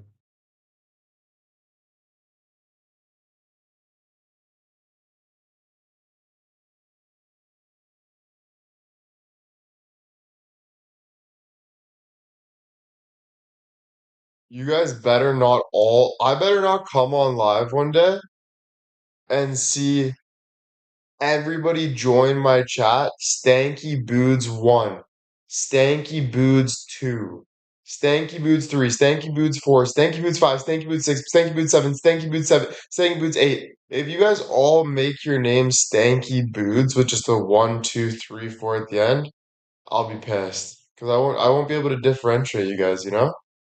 I won't know who's who. It won't be fair to me. Change my name to Cheese Balls? Dude, what's up with ladies and do you guys like ranky nuts? Like I know I do, but like you guys really like ranky, cheesy, hairy, mac and cheese on the stove looking ranky nuts. Dude, you guys are wild, man. Like why not just be normal? Why not just watch a YouTube video? Why not just go for a walk? You know, why do you guys gotta be talking about mac and cheese craft dinner looking ass cheese puffs balls? Do you know what I'm saying? Frick.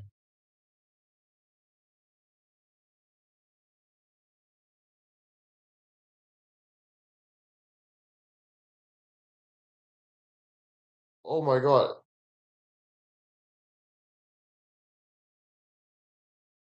Is it stanky food? This girl? She's like, join my motorcycle club. I said, is it stanky booty? I think she's the one with this. She's the one that I'm driving with is stanky booty. No freaking way, dude. I found the one, guys. I found the one.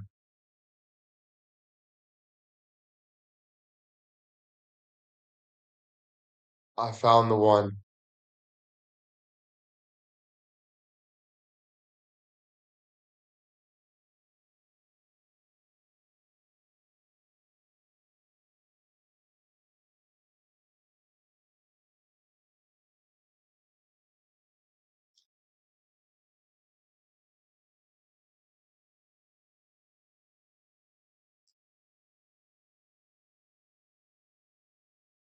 The only problem why I don't want to join is because it says Fred.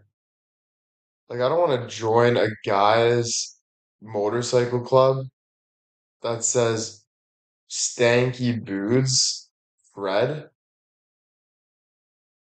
Like, I don't want to join Fred's hairy freaking ass, dude. No offense, but I really don't.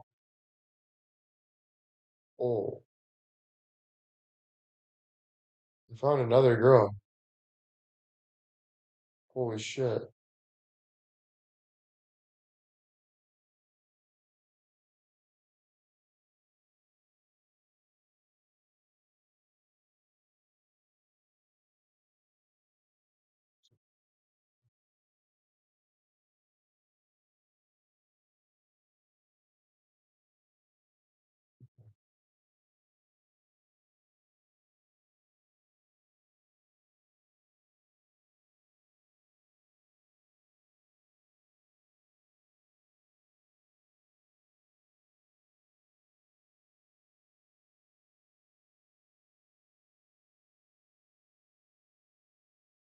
I found another. Dude, I'm getting laid in GTA right now. Like guys, I'm living life right now. This one's Donnie girly. Donnie girl. Bro, but I really hope they're not guys pretending to be chicks though. That just ruins the vibe. You know what I'm saying? Oh,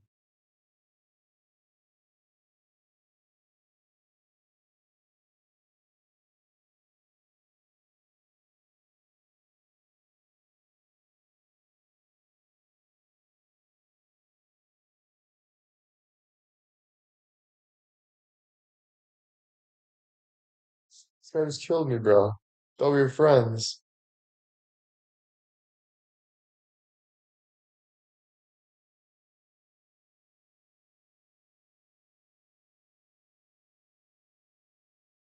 No, this guy just picks me up on his motorcycle. I ditched Donnie girly for this guy. This is why you never trust freaking guys. And then poor Donnie girl, we were having a good time shooting pedestrians on a Monday. Just a normal Monday, just shooting pedestrians. No fucking issue, dude, in GTA. Anyway, and then freaking this guy just picks me up, drives me around the motorcycle, and then kills me. So now he's dead, dude. I'm gonna find him. Dude, just on a fucking normal Monday, bro. We're just chilling, bro, having a fucking booster juice, just fucking lighting up pedests. You know what I'm saying, dog? Yeah, but he's gonna die now, just so he knows. I just killed him. Won't ever do that again.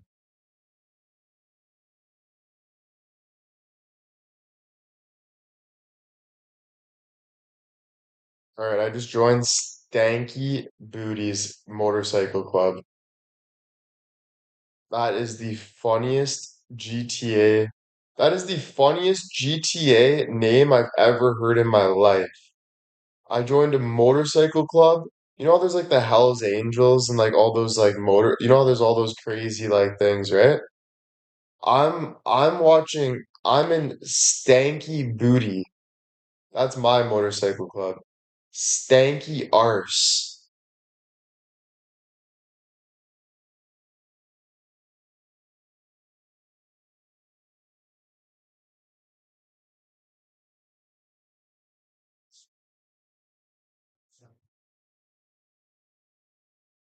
Makes perfect sense.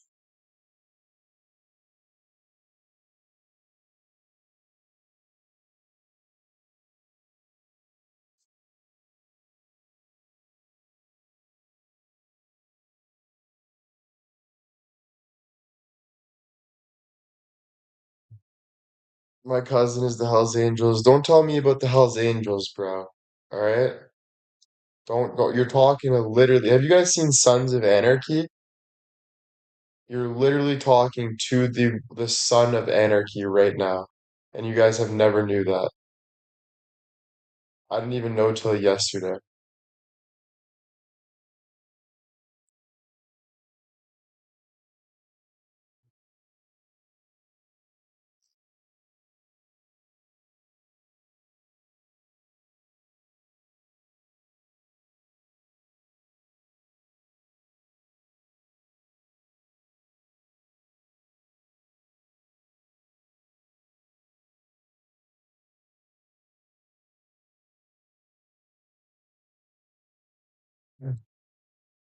Yeah, I gotta watch the fights. No way Ronda Rousey's fighting tonight, though.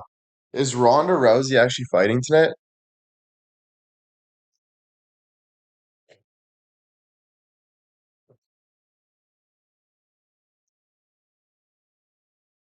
I thought she was done. What? You know how many times I pulled the goalie to ladies love motorcycle dudes. Bro, I'm not even kidding. The most respect I've gained, the most respect I gain is from motorcycle dudes. Like they'll be looking at me from miles away and they're like, that's our next proc. They're like, we found the prince. That's what they be saying, bro. They're like we found the one and only William White. They literally be like that. They're like there he is, the one and only. So yeah, I'm just waiting for the right time.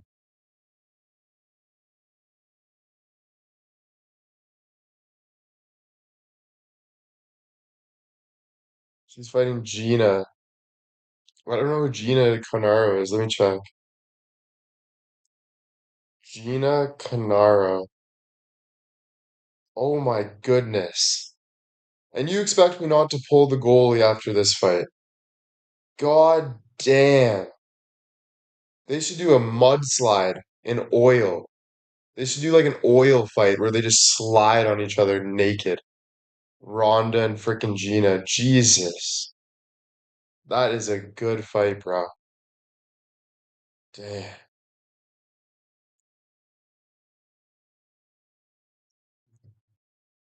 Yeah, man, I'll be pulling during the fight. I need this guy's pickup truck. How did he get this, dude? This is a sick ass truck.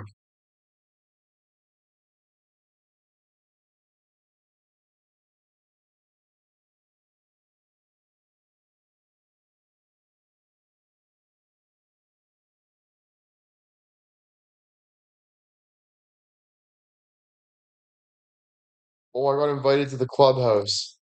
Oh, Vina's hot. She is. She's like Colombian or something, you know? And she's like, Rhonda, you really think you can mess with these big old titties? And Ronda Rousey's like, oh, I'll fuck them titties. And we're like, whoa, whoa, whoa, whoa. You know? Starts at 9 p.m. I definitely gotta watch this, guys. Dead ass.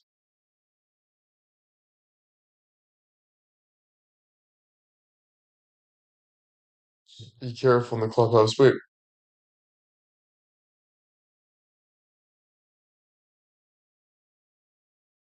take the note.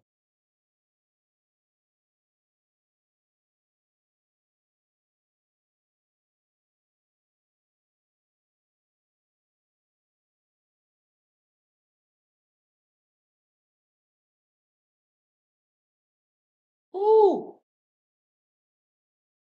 She's looking good.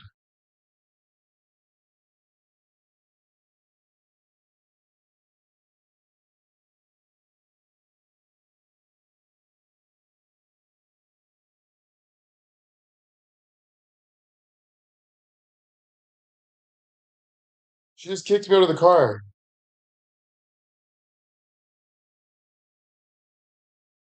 She just kicked me out of the car. Will likes the Latinas. I like them all. Doesn't matter what you are. For me, I like them all.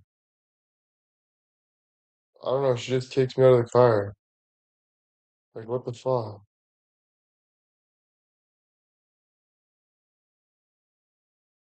Yeah, I like them all, bro.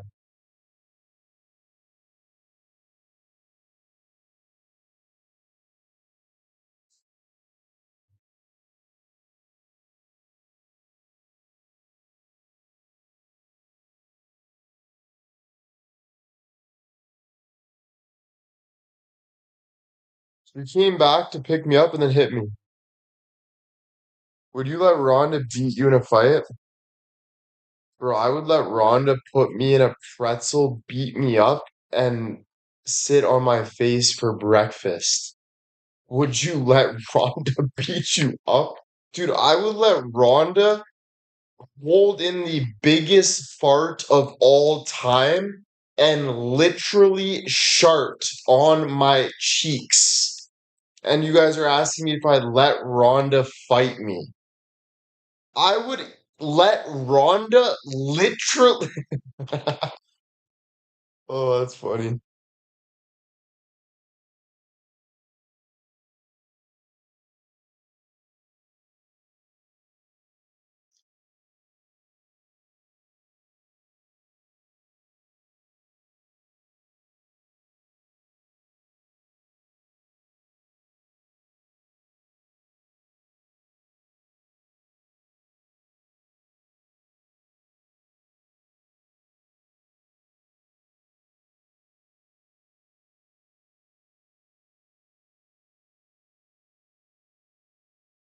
who do you want to win?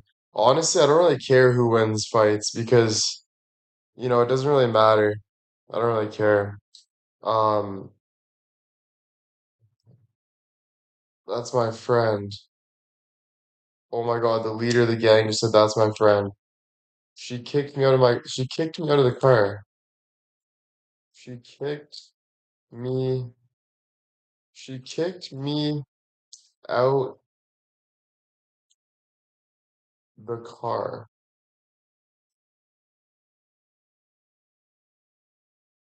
Like, what do you have to say about that, Fred? Oh my God, they put a $9,000 bounty on me and I'm in the car with a guy right now. I wish you guys could watch this right now. Like, I gotta figure out how you guys can watch me play Xbox like this. Because, dude, this is so entertaining. I got a $9,000, I got a $9,000 bounty on my head right now.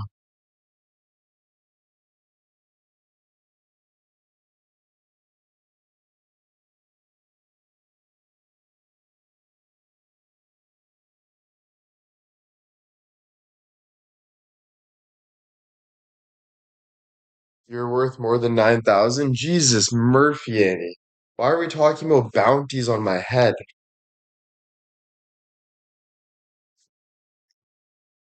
God, you're worth more than Jesus, Murphy.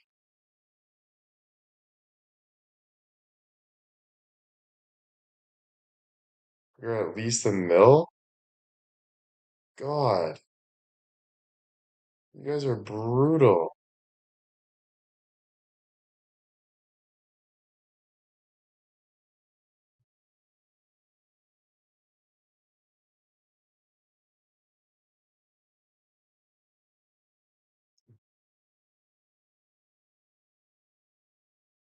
Price for everything.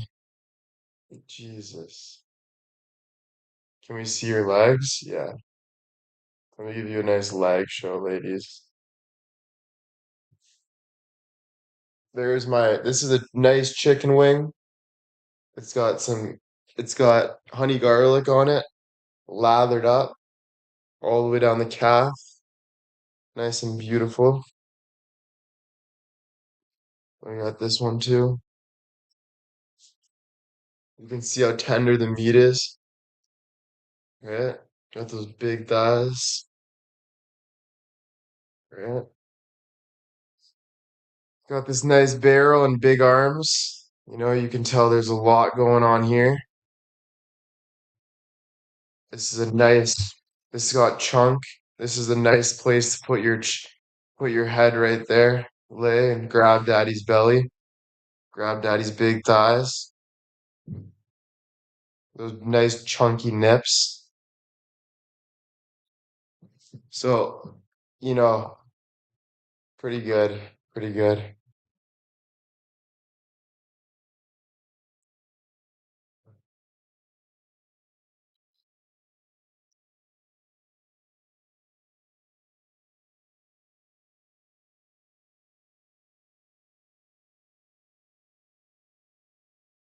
Holy shit. I gotta be careful. I forgot I'm worth 9 grand right now.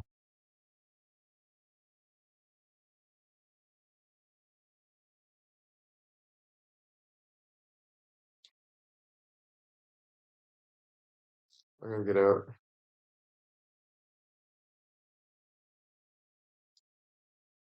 This guy's not letting me leave, man.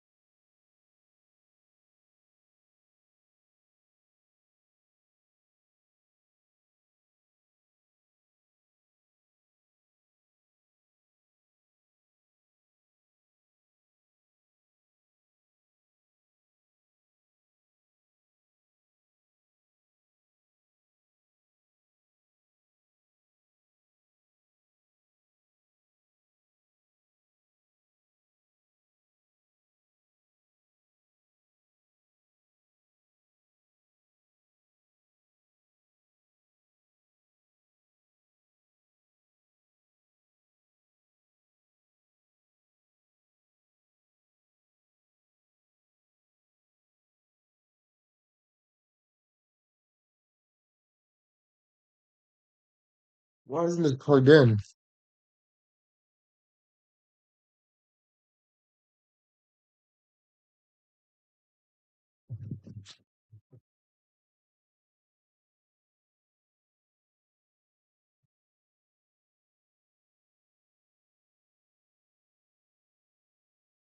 There we go.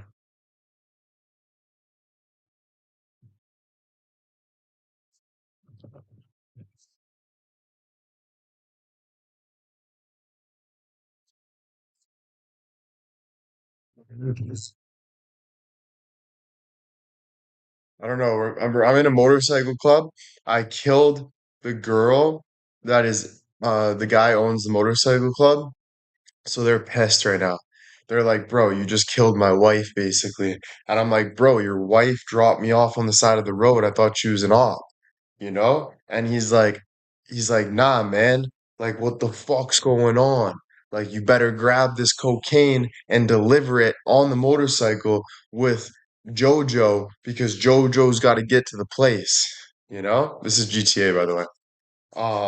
So I'm like, oh man. So I'm on the back of the motorcycle right now, just hanging on for my life, about to meet the mafia member.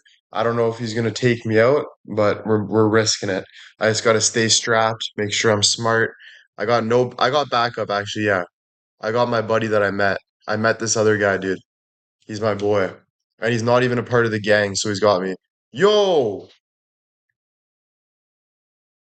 Yeah, bro, good job. He just tried to kill. He just tried to kill freaking the guy tried to kill my buddy. He just tried to kill my buddy.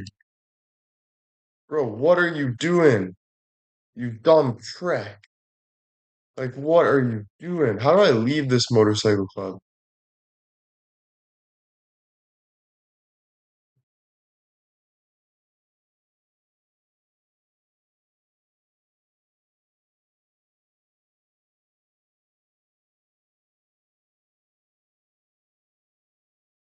Bro, now my buddy's killing me, dude.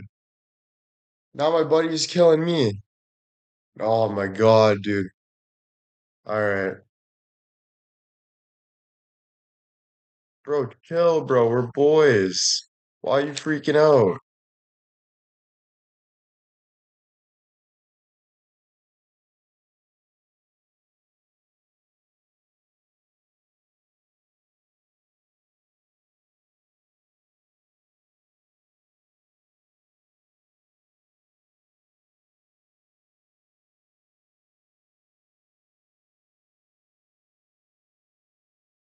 Bro, someone search up how to leave a motorcycle.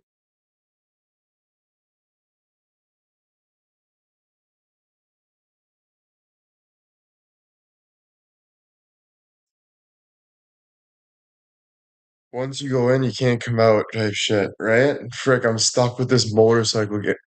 Now I got everyone killing me, dude. All right, I'm sticking with the motorcycle gang.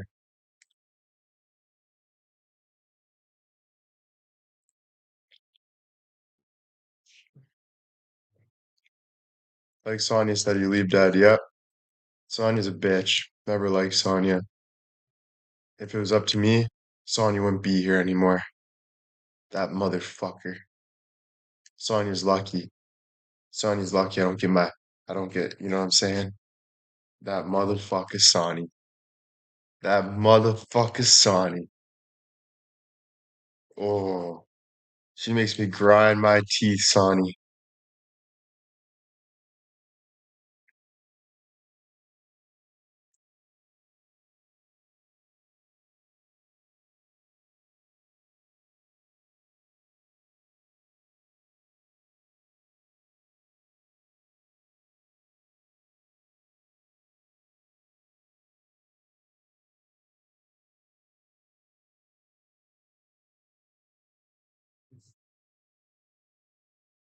Oh, thanks. Should I leave the motorcycle club? Because Fred, me,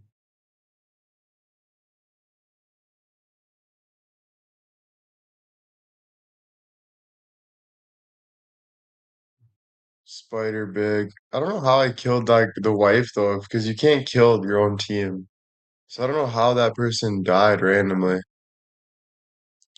Listen, I either do this. I stay with the motorcycle club because they literally own this whole map. Or I leave the motorcycle club and kill the whole map.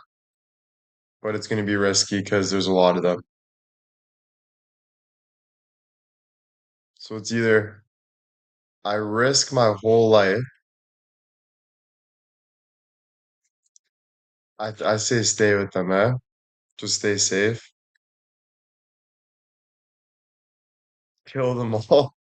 Holy shit. You sure?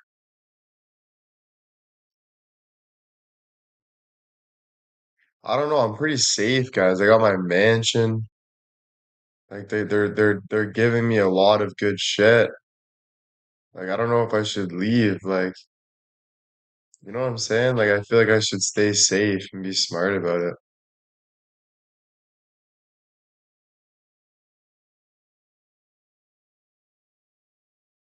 Yeah, they protect me and shit. And it's not like he kicked me out or anything for killing the wife, so I don't know, maybe he risk it all. So just throw it on black. So I just throw it on black, all of it.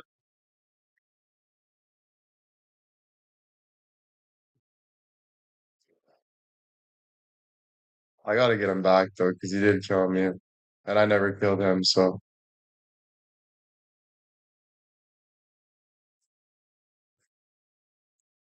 no guys, I'm staying with the motorcycle club. You guys are trying to get me killed out here. I don't know what's wrong with you ladies. Jesus. Yo, Donnie boy, what's going on, man? We got killed out there. Like, come on, talk to me, Donnie. Donnie, listen to me, Donnie. Listen, listen. All right? We go. We get the money. We get out. Let's go, Donnie boy. Let's go. Ow. I just fell down a hill. You're gonna be the boy toy? Jesus. Fuck, dude. Nah, dude. I own this gang. I'm the one that killed the wife, dude. So if the leader is still respecting me after killing the wife, I own this motherfucking shit. He don't care. He knows what he sees. He knows when he sees a real killer. He knows when he sees a real killer.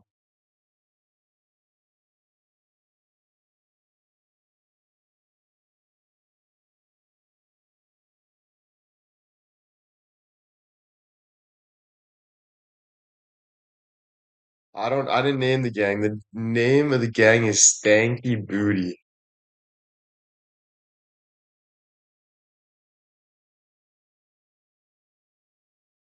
You're too pretty to be a killer? Nope. Jeffrey Dahmer was a killer. He's pretty. Prettiest people are the most scary people. They're the strongest people. The hottest people are the scariest people.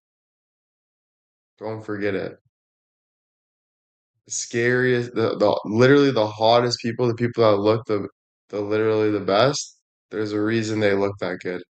It's because they're real killers. Straight. Don't forget it. Haters gonna hate.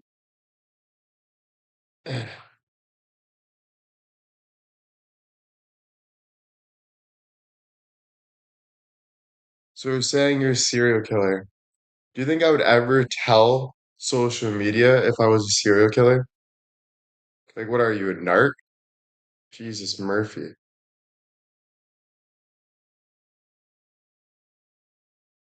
Dahmer was ugly? He was not ugly, bro.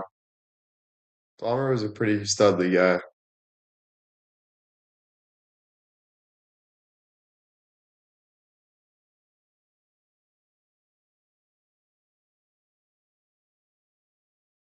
I'm not scared of you. You're scared of me. Nah, dude. If anyone says he's ugly, you guys are just lying. He was obviously a good-looking guy. Like people were shocked that a guy like that would be killing people. Same with the other guy, Ted Bundy. Everyone thought, how could this good-looking guy kill people? But he was the most like psycho guy.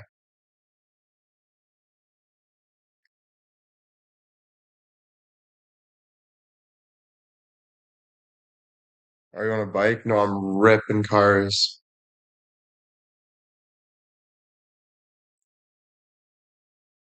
I didn't find Jeff, but no one cares what you guys find attractive. That's the difference.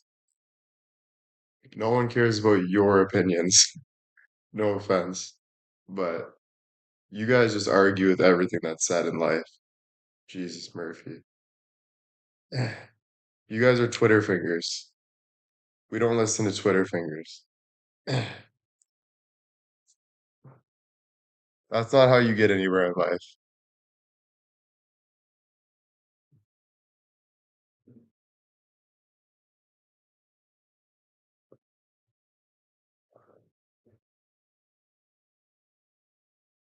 Zoe? No, I don't know where Zoe went.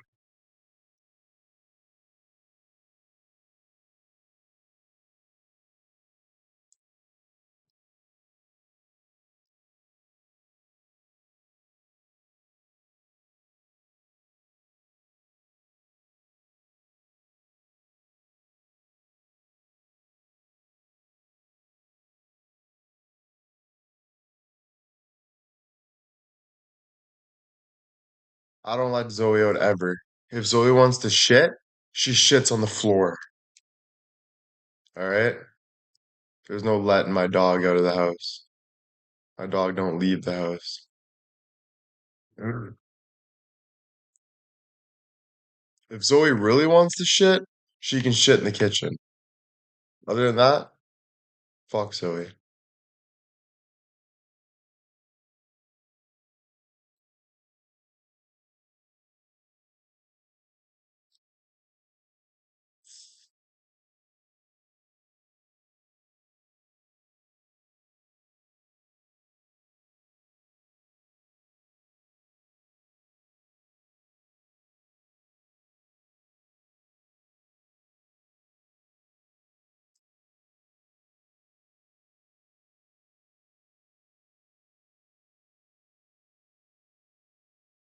I'm gonna take my Twitter fingers. Are you crying, D?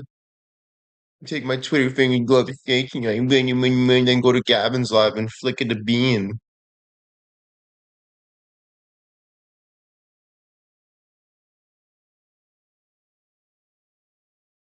Exactly. Read you like a book.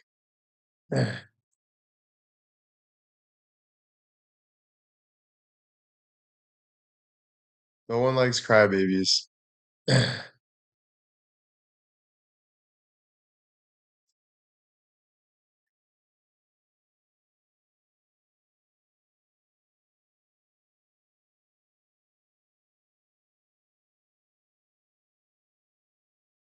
You read it wrong at times, but right now I'm reading it right because you're the one that just said exactly. So you spoke for yourself there. You hung on to the Twitter finger comment for a year just to say in your own words, make me feel guilty about it and cry about it, which is redonk. Redonk behavior on D's part. That's a red flag. Mm. Okay, okay. You're really quick with the typing right now.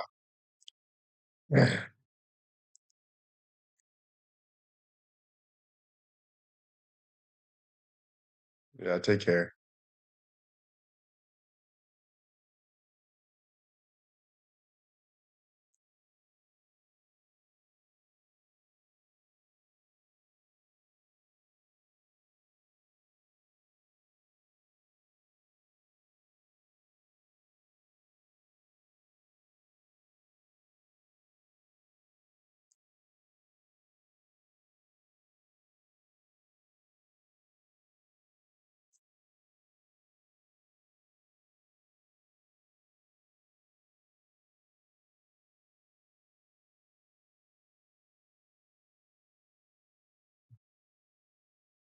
And I will always love you.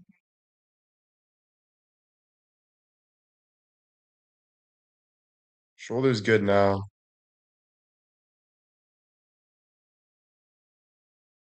And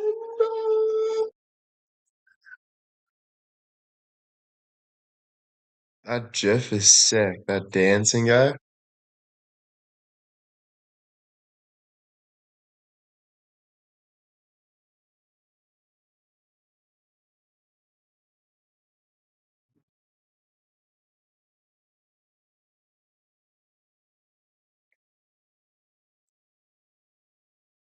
Your hair looks good, thank you.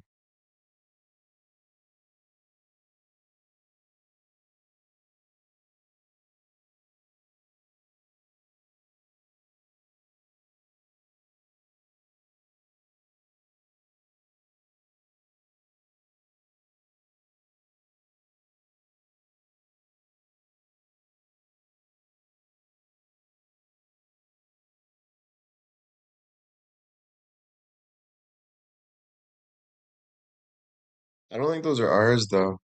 Smoothie's good. Eco. Mine's your 2021 LA TikToks. 2021.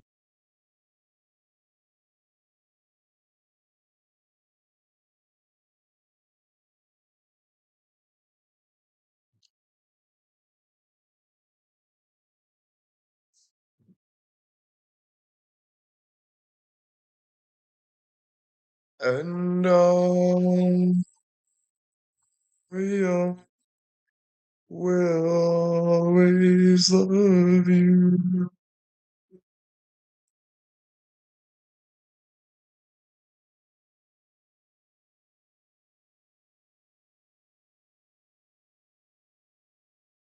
The one on the street when he turns around. Wait, what TikTok? On the street when I turn around. And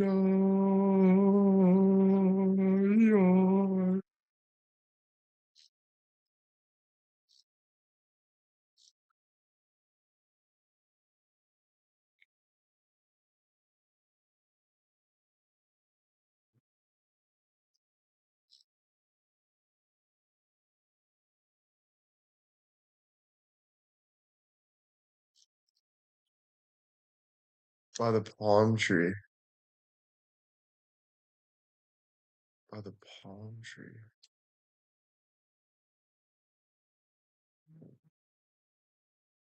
Dun, dun, dun.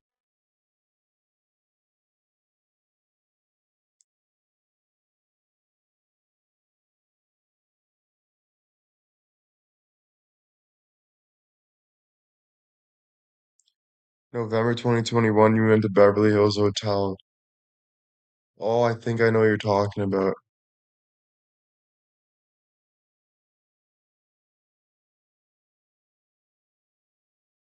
California dreaming. It's posted in the anniversary section with Kelly. You guys remember every TikTok. I'd just be making those like butter. See the gold I put out for you guys?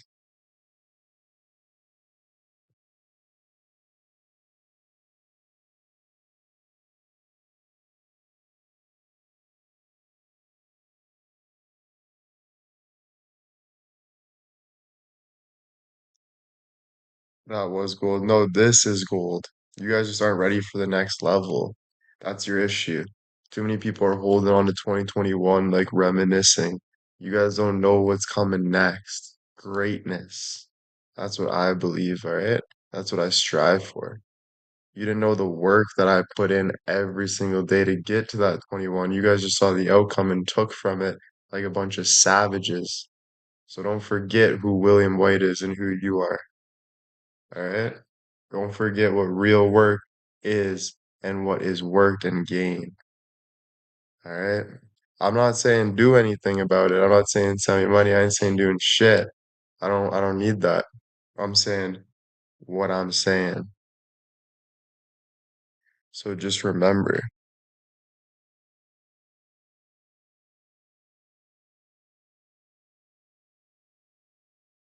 You can wait all you want, but if I were you, I'd be doing work like I've been saying. You waiting on people ain't good thing. You guys should be doing your own work, getting your own shit together. You guys should be grinding like your ass off. Life's not about waiting, life's about working.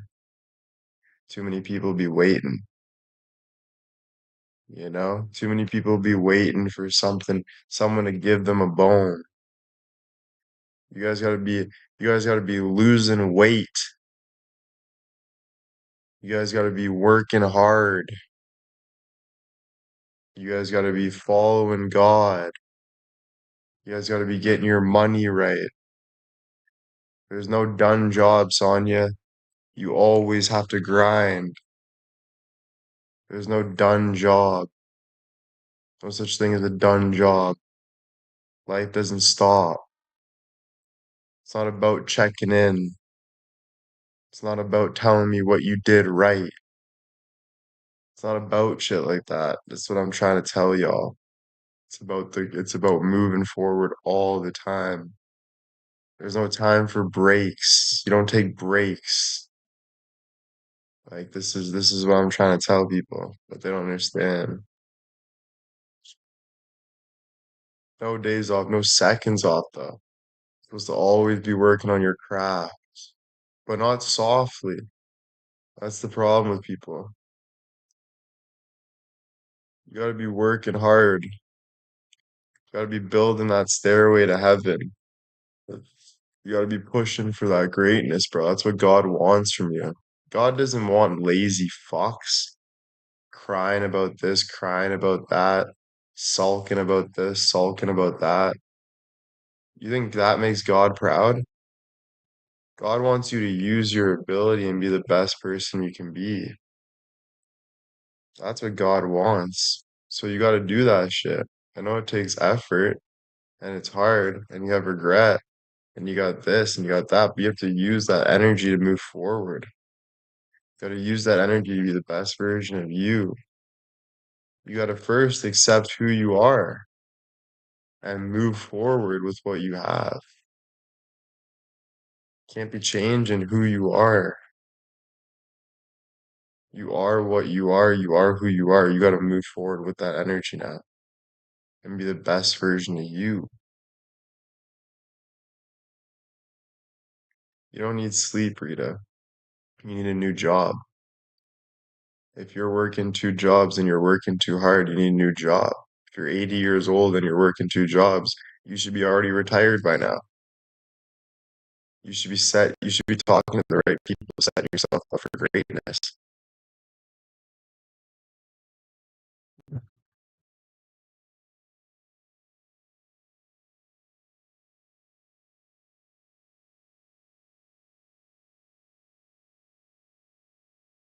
75, 80, come see, come saw. Murphy.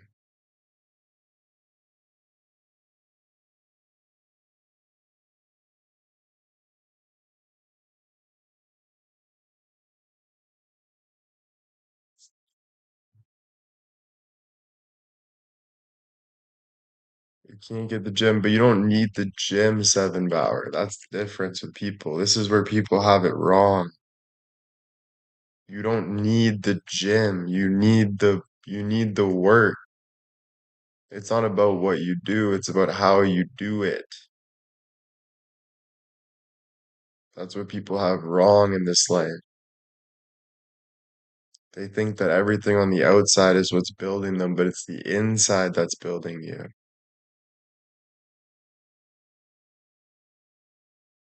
It's not about the outside. It's about what is in the inside that is building you.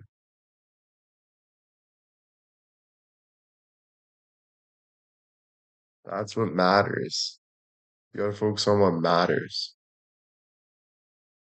Because that's the problem. People go to the gym and do all this and they focus on what doesn't matter. You're focused on what other people are telling you to do.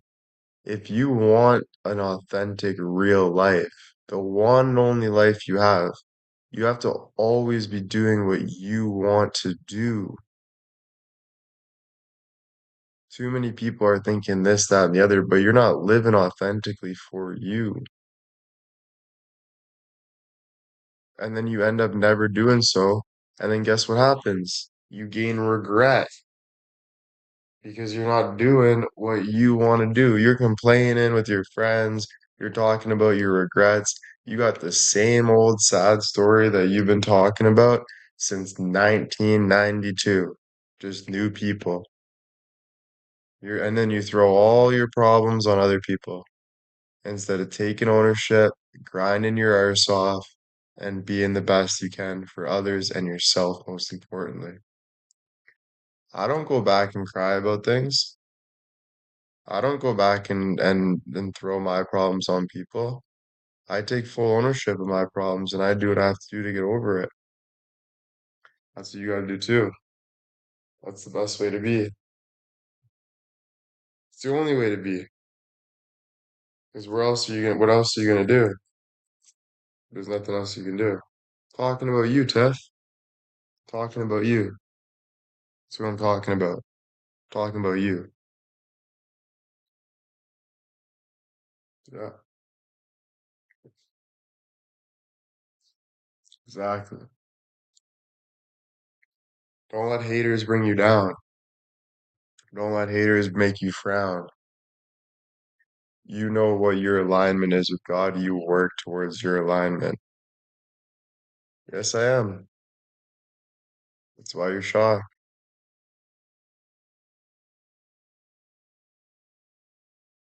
That's good, Will's gotta grow. But you have to live your empire always and build your empire always because you ain't done. The only time you die in this lifetime is when you decide you're done. You ain't done. You ain't ever done. Until that last breath, you ain't done. So you keep moving forward. You keep being a better version of you. You keep making the right decisions. You keep staying out of the snake pen. You keep choosing faith over hate.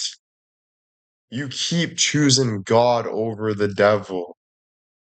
You keep moving past your regrets and be the best version of you that you can be because all you can be is your higher frequency. It's not what you feel when you're at your lowest self. That's not the real you. No one listens to that person that's speaking from a low frequency. Everyone listens to the person that's speaking from the high frequency, which is your chest, which is your heart, which is what you go through and what you believe and how you overcame it. Those are the stories that people want to hear for a reason. Do you know what I'm saying? So you ain't done ever. You always move forward. Never hang up the skates. And even if it's hard, you do it anyway. On your timing, on your alignment, not on anyone else's. Not on someone saying you should be here, you should be there, you should do this, you should do that.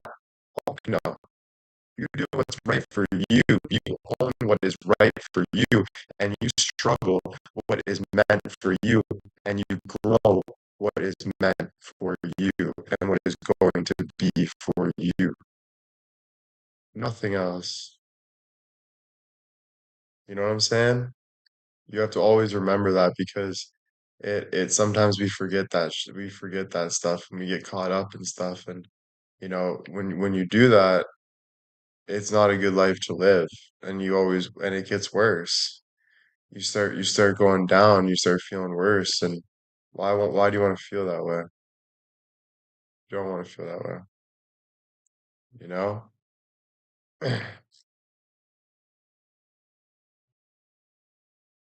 Yeah, God's telling you you're not done, but there is the devil telling you other things. The devil's telling you Will's got a girl, this, that, and the other. You know what the devil is? The devil's exactly what I'm saying. Do we have to say it for you to know? Or can you look at me in my face and my eyes and know exactly what I'm saying. And if you know exactly what I'm saying, and I know you do, all of you do, then it's true. So you don't listen to what the people are telling you listen to what you're telling yourself, what you know is right for you. And that is God doing what is right for you. That's the good that is right for you. Trust me, I've been manipulated, I've been hurt, I've been pulled, I've been pushed, dude, it gets you nowhere. You be going down forever. Again, you gotta stay at the high vibration. Like JJ said, the biggest devil in this chat just said it. The lower vibration is the devil. So you're either going to stay at that low vibration, you're going to do drugs, you're going to drink, you're going to stay in this low vibration where you're cutting people down and you're staying freaking hidden and you're doing this and you're talking bad about people and you're doing all this, or you decide to take the higher road like we all take. Well, we all mess up sometimes. We all go low vibrations. I've been there. I've done that.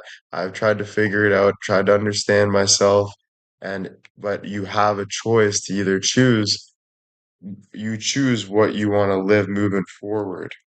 And that is the respect that you gave the biggest devil in this chat.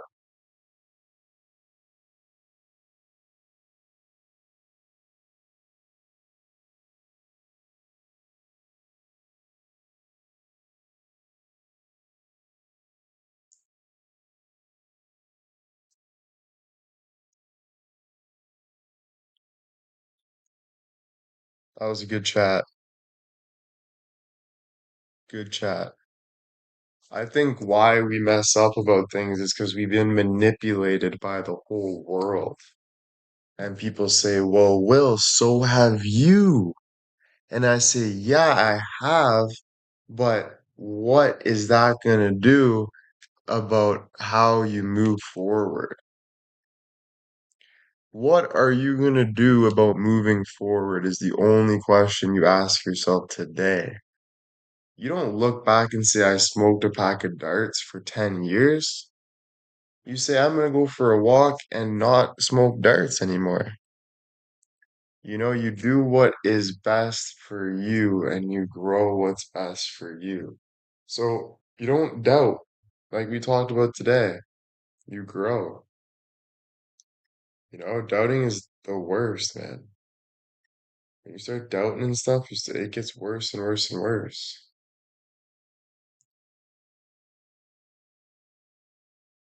Yeah, it's not about the darts. It was just an analogy, but it's not about that. You can smoke darts if you want. It's not the worst thing ever.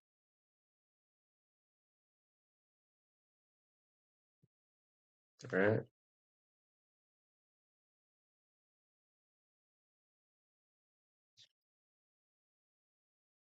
You have to realize this, okay? Your truth is what you've been since you were a kid. Kids are the purest form of nature. Kids know everything. They see what they see and they know what they know. Now, as we get older, we get manipulated by the world, bro. We start listening to other people because we're scared of going through life, bro. We start getting pulled in different directions. Now, you got to ask yourself, what would your kid self tell you right now? Would your kid self tell you to go listen to so and so, or would your kid self tell you to listen what you already know? Do you know what I mean?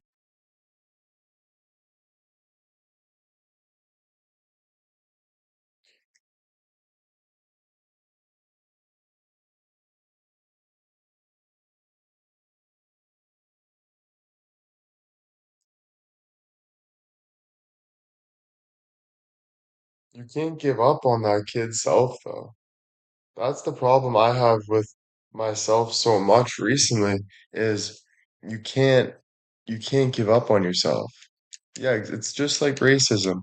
Dude, if you have any racist bone in your body, you definitely you this is what everyone has in common. Racist, homophobes, murderers, rapists, drug addicts, it all is bad. Your kid self would not tell you that any of that is good.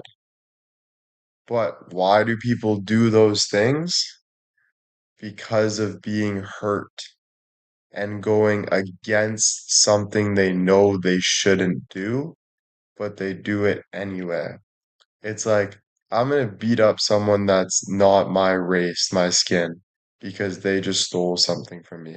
And then guess what happens? You know you shouldn't do that. You know you should focus on your own life, but you do it anyway because you're hurt. So then you do it again because you're hurt. And then I know there's different levels to it, but it's all still on the same category. Like, if you think of murder and you're an actual murderer, there are different levels, but they're still in the same category. Trust me, I've been down this road. I've learned. I've been scared, guys. I've been through shit where I'm like, fuck, dude. But you're trying to understand. I don't bash myself for having negative thoughts. It's a real thing.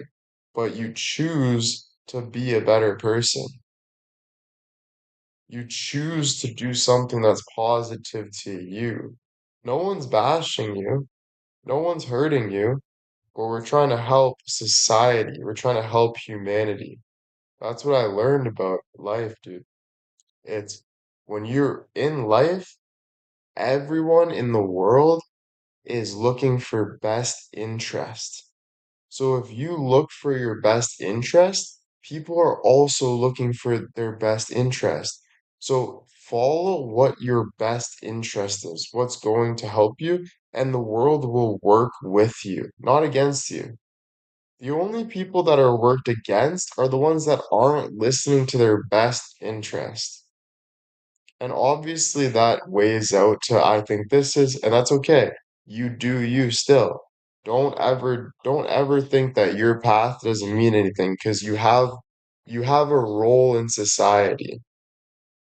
So like there's people that have done horrible things that are literally superheroes today. There's people that have went to war and had to like murder somebody that are literally stopping terrorists blowing up buildings, stopping the most crazy things of all time.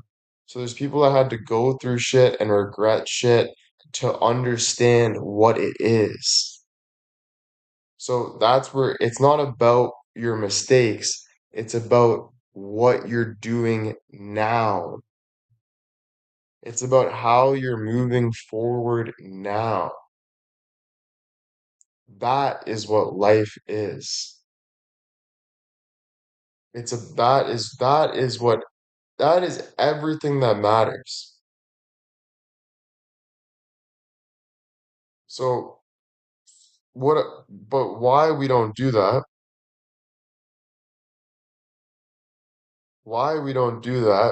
is because we get scared. But you're not supposed to be scared. I mean, you're allowed to be scared, but God says don't fear. So if God's telling you don't fear, I saw this quote. This lady said, you're scared of the devil, you should be scared of God because God is the creator. And then this other clothing brand was fear God. But I want to tell you guys one thing. God does not want you to fear God. God wants you to follow God. God doesn't want fear in you. God doesn't want worry in you. He wants you to run to God. He wants you to go to God. And that's what will lessen all that negative energy around you.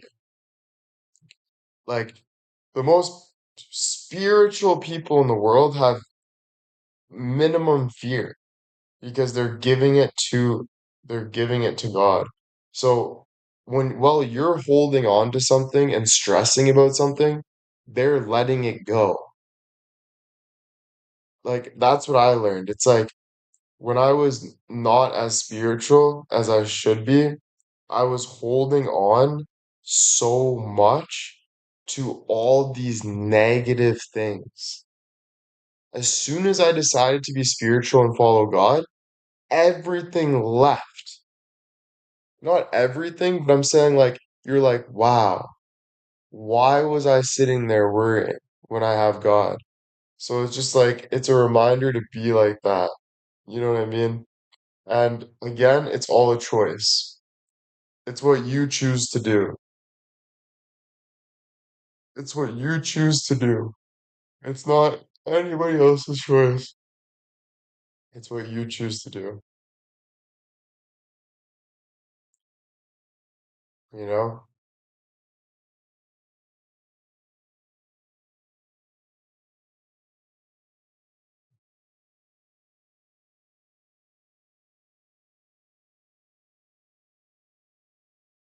Yeah, but with letting it go and giving it to God, it's a consistent progress. So it's like for me right now, I'm thinking, should I go out and do some things or should I stay in? The only thing that's making me want to stay in is like the UFC tonight and honestly laziness. But what God's telling me is get out and talk to me. Even if you don't want to, get out and talk to me. So honestly, I'm gonna have to do that in a bit because God's telling me get out and talk to me. The more you do that, the better you'll feel. So it's a choice, right?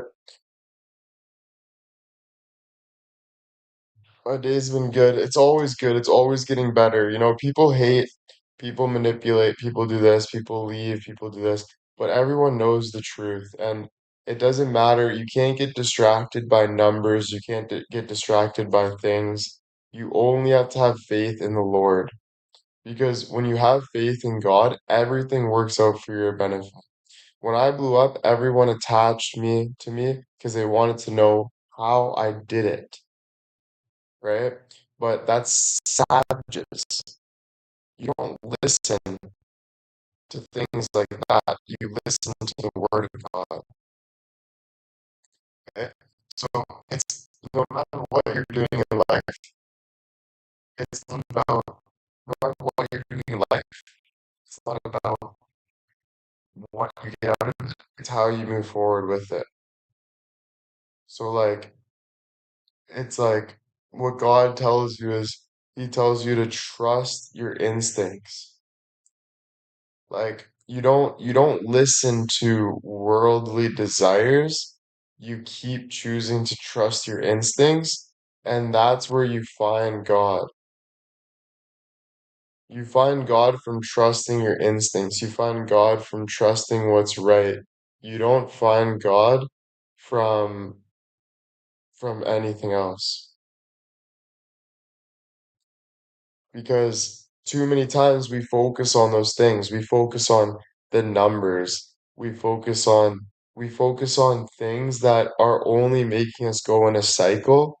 And you'll start to see like weird things when you do that. Like you'll start, like I said, you'll start to see 666. You'll start to see how the devil will come in and try to block your views. You'll start to see, you'll start to see the energy. Like, you know, Albert Einstein says energy is real.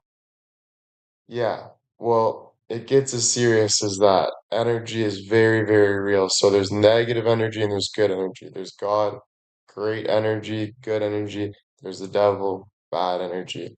But the only way to have a successful life and to feel good and to love life is to keep choosing that. But it's harder because, but it's not harder. That's what we get fucked up with. We get so addicted to the quick pleasures of life where you don't understand what really matters, you know? And what really matters is your view on God, how you choose God and grow with God. The other things, they don't matter. It doesn't give you anything. Do you know what I'm trying to say? So it's a hard thing to learn, but it's real.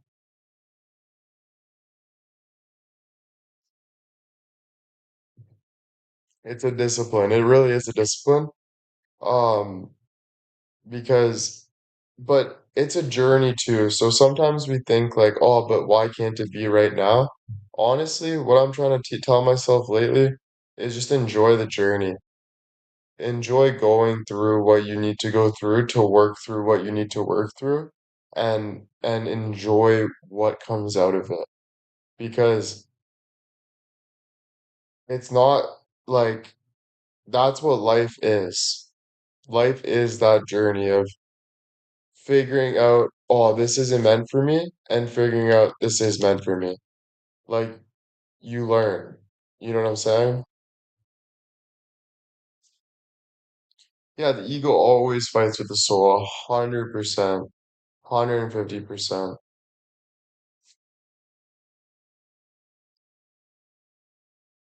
Yeah, it's no, the journey is good, but don't look at it as like enjoying it. Look at it like it is hard.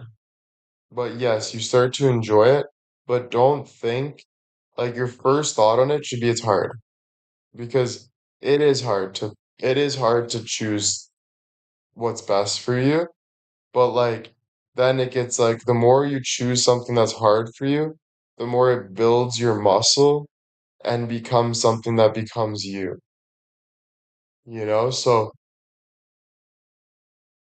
you just keep choosing, you know that it's not easy, but you keep doing your best to choose what's better for you. Yeah, you learn from it 100%. 100%. No P. Yeah, but mess up is it's a contradictory thing because the only people that are telling you you messed up are devilish people. The only people that tell you that you're a mess up and this person said this, they're just people that don't believe in God and they're literally all about the devil. They do things like drink, they do things like smoke, they do things like cut people down, they sexualize people constantly. All they do is negative energy things. So nobody that's godly will ever tell you you're a mess up, even if you're the worst person ever, because they want the best for you if you're choosing God. But if you're not choosing God, then you're a demon, you're a walking demon, you're choosing the flesh, you're not choosing the spirit, right? But someone that is searching for God, it doesn't become a mess up. It's someone that is learning and going through things and trying to be better. But it's about your aim. It's about where are you aiming to. And like Barbie said, the low vibration people, their aim is downwards. Their aim is they're trying to suck people down to their misery. They want you to be at their misery. That's a devilish quality. You don't want that devilish quality. Listen, we all get those urges, but it's about your choice moving forward. It's about what you want to do moving forward. It's about that wasn't right. This is a better way of going about it. And that's why I tell people don't judge yourself fully. Judge how you're moving with, like, are you choosing God or not? And that's what's going to help you. Like, the worst people are people that cut God totally out. To even be oblivious that you don't believe in God, there's a reason why you laugh when someone dies, you laugh when someone gets raped, you laugh at disgusting things for a reason. It's not because you're a funny person, it's because you're a dark soul. Like you're a very dark person. And you need to fix things like that. You need to grow on things like that. It's not that you can't be saved by God. God saves everyone, but it's about you believing in and choosing God. That's the only way you'll ever grow as a person, as a spirit. And it took me a while to learn this, a long time. Took me a lot of trials. Who would they laugh at then? Who would they laugh at then? You don't laugh at anyone. You laugh at love. You laugh with love. You laugh with greatness. You laugh with the being proud. You don't laugh at things. You don't laugh at people falling. You don't laugh at things that aren't good for people. If it's a joke and people are growing, you grow with them. But if it's something that is detrimental to somebody, you don't laugh at people.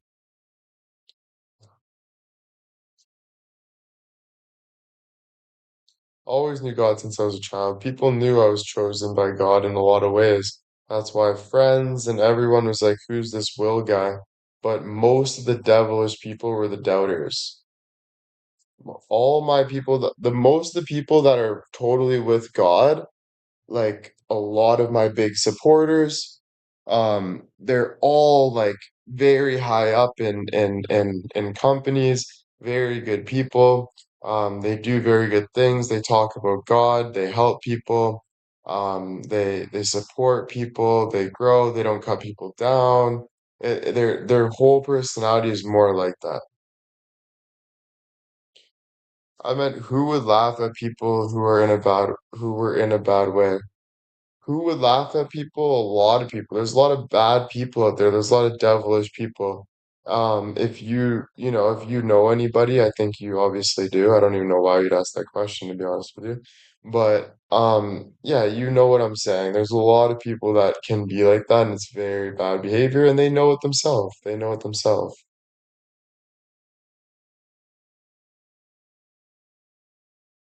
Yeah, but the goal to being a Christian is striving for perfection, meaning striving for the best you, striving for God. God is perfection. God is everything you need. So don't look at it like I never want to be perceived as this or I never want to look at this. Always know where you are going. And that is God, and God is amazing. He's everything you ever needed. I've had family kick me to, yeah, dude, it's the devil, bro. It's all the devil. They're doing things like smoking weed and having sex and um but it's how they do it. You can have sex and you can do things, but it's how you use it.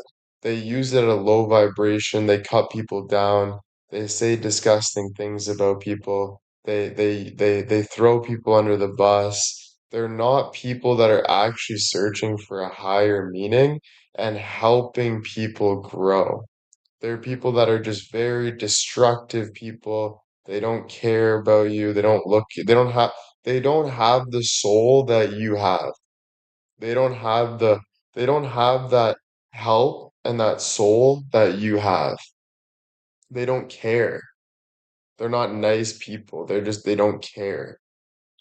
All they care about is themselves. Do you truly and deep down think that people who don't believe are demons? Yeah, 100%. Like, if you don't believe in God, you're totally with the devil. If you, with, even when I wasn't fully with God, I wasn't with, when I was not fully with God and I was still with the devil, I still believed God.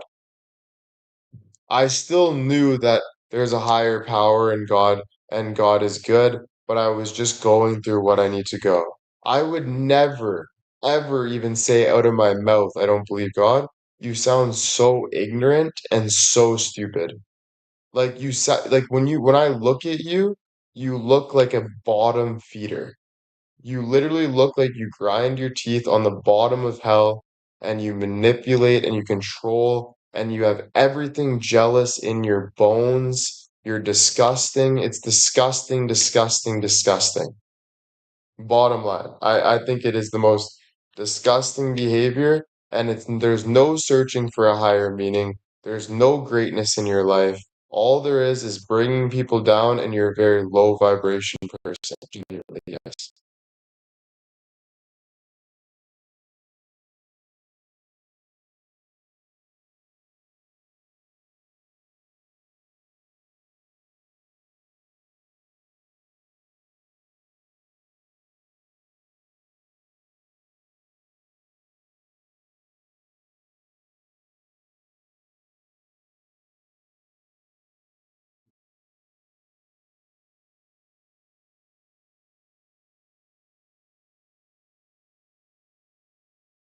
I don't know if I don't look at them as good fans if they're not believers.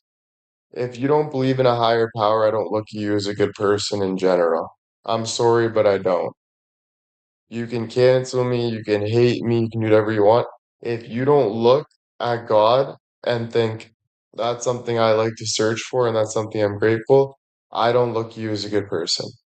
I don't like your personality. I've never liked your personality. I think the things you care about just aren't good. I think you're very low vibration. I don't like who you are as a person. I can get along with you. I can try to talk to you. I can try to get to a better place with you, but I don't agree with you.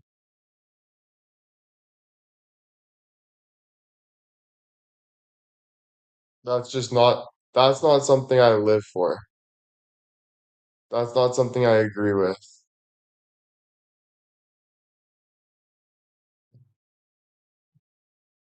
If it's just not my way of living. Like, don't get me wrong, you can be my fan and I always appreciate you, but I don't agree with the person you are.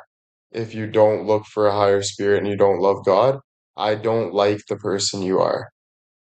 It's not that I don't accept you, JJ. Like it's not you're saying I doubt God, you're a very doubtful person. I've had so much problems with you, JJ, because you're very doubtful. And to be honest with you, I look at you as a very low vibration person, the way you say things, genuinely. You're very nitpicky. It always brings me down because you're so nitpicky. It's almost like finding bullet holes. And to be honest, God doesn't want you to like what the devil wants. He doesn't. God doesn't want you to like what the devil likes. God wants you to like what God likes. Doesn't mean you don't accept people, but it doesn't mean you have to follow and like what they like and they agree with. That is not okay. If someone is a total murderer, doesn't mean you have to be a murderer too, or agree, or anything like that. You can still accept them. You can still say, I want to help you, or I feel for you, but it doesn't mean you have to like that person. Yeah, you don't strive for worldly perfection. You strive for godly perfection, which gives you worldly perfection.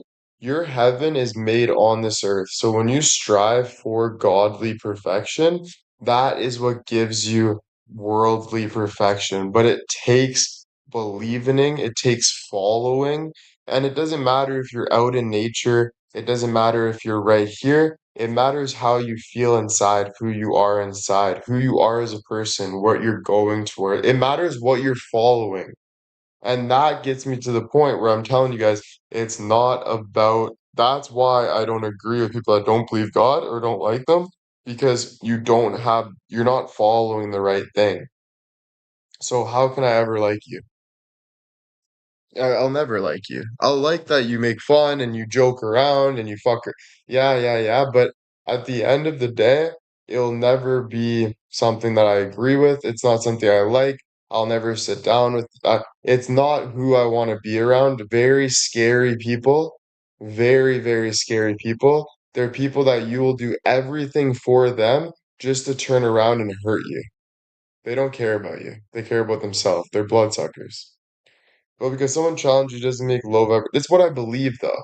It's what I see in you. I'm telling you what I believe for you. I'm not trying to hurt your feelings, but I genuinely think you're a very negative person in a lot of ways. You can be very positive, but some of the things you say and the way you're constantly doubting, the way you make jokes at the wrong times, there's things that I don't agree with at all with you. And I'm just being totally honest. I've shown it in a lot of ways, but I've given you a lot of benefit of the doubt. But genuinely, I feel bad for you. I really, really do. I feel bad for the way you look at things. I feel bad for the way you go about things. I genuinely feel bad for you, and that's why I talk to you. Genuinely. And you know this. You act oblivious to it, but deep down you know. But that's the problem with you. You always try to nitpick something else. You always try to find something else. You always try to say, you're always trying to have this, instead of just accepting God, you're always doubting God. You're always trying to make it your own way instead of following God. And that's why I got to a point where I don't agree with anything that's against God. I'm sorry, but I don't. And I just don't.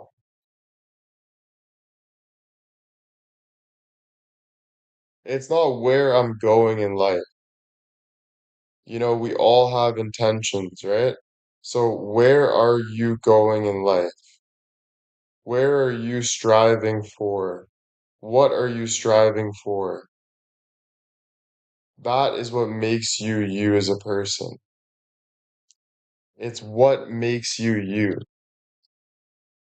And what makes you you is your intent, what you're following.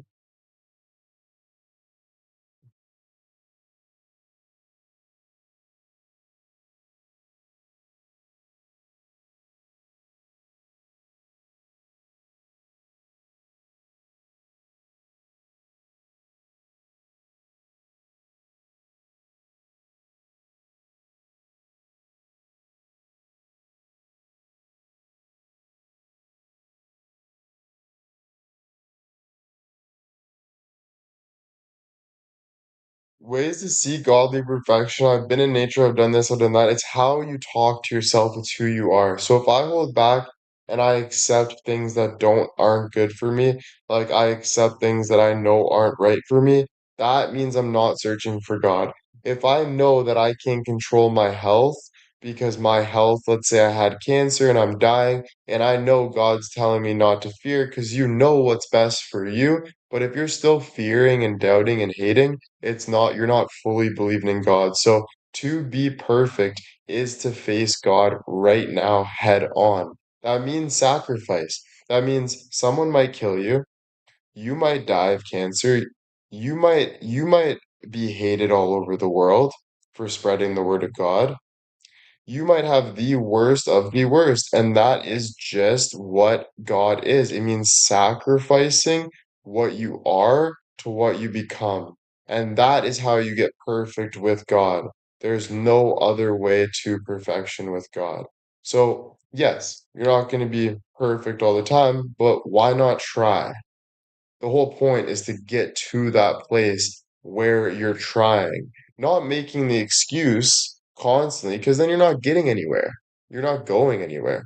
So you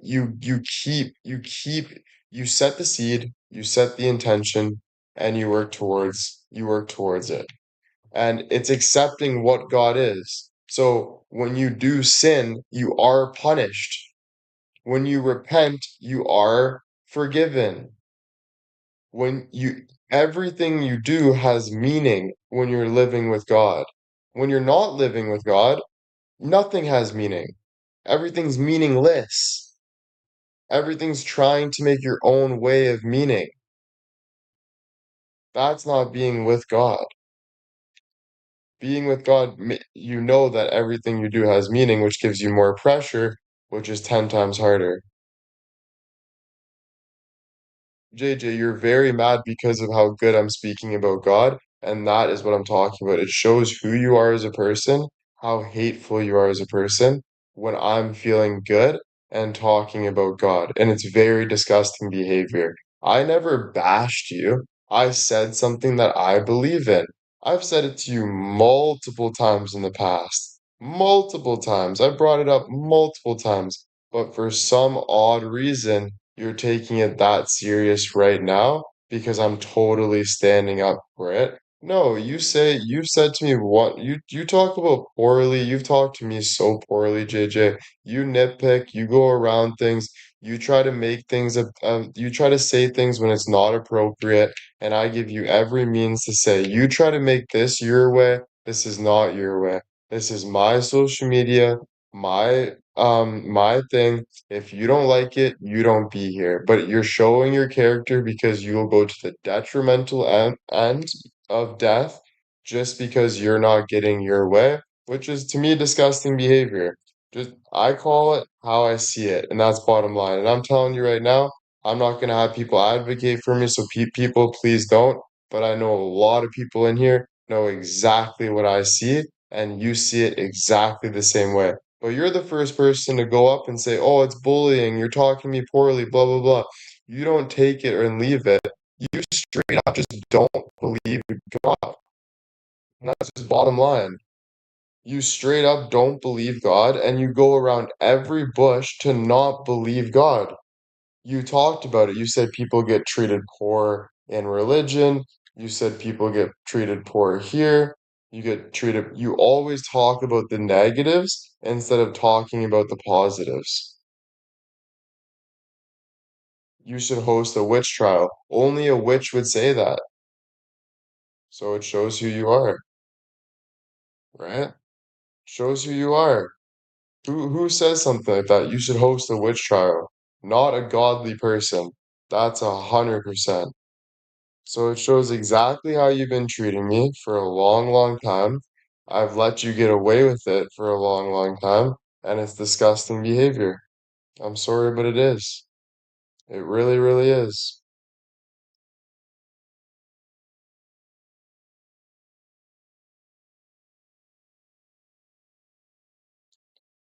Hmm. Are you learning that your imperfections are leading you or drawing you closer to God? Imperfections are leading you to God, but the only way to get to God is through searching for the perfectionist beauty of God. So it's not about saying, yes, I do this, these are my imperfections, let's keep doing it. Yes, it's tough to admit, but the only way to really get to God is to fully repent to God and be with God. So that means God is perfect. God is everything. God is everything that you don't want to do and everything that makes you feel amazing. So first you got to accept that, but you're going to make mistakes in the way, which yes, bring you closer to God. But I would say what really brings you closer to God is the perfection of your soul. The what really brings you the closest to God is doing what is 100% feels right to you. That will make you feel closer to God. 100%, 150%.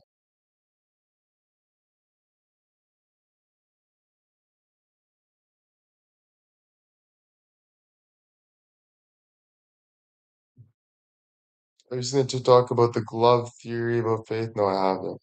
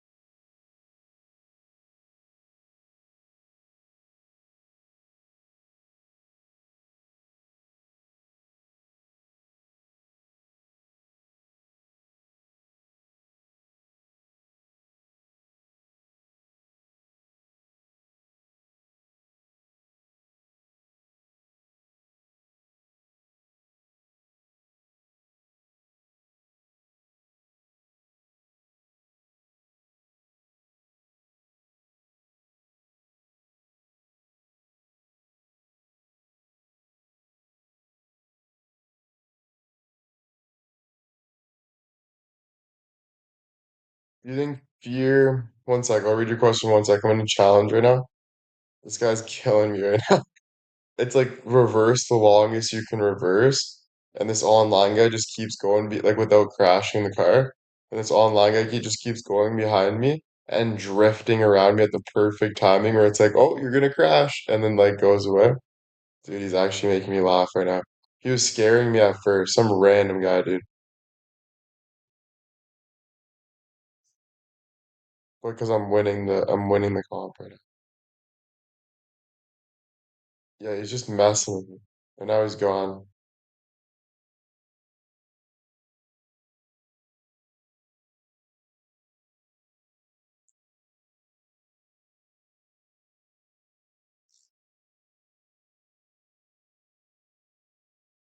Fred and Stanky, I don't know. What happened to you? Right? Bringing up the past.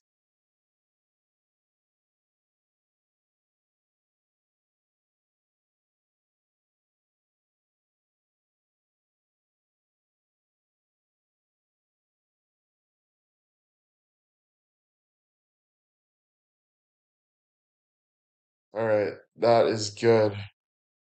I won that comp.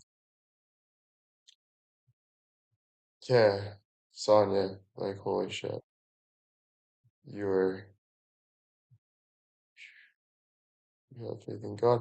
Do you think the fear of change is what stops many people from truly walking with God? Yeah, well, I think it's like, so the devil always has something that's going to bring you down, right? So the devil always has something that says, "Oh, temptation, but is it worth it? Because this, because there's so many things that you'll constantly play in your head and say, the devil's saying, is it worth it? Blah blah blah." So you are constantly going to have things that are making the devil will say, like temptation saying, "Are is this worth it? Is this not? How do you go about it, etc., etc."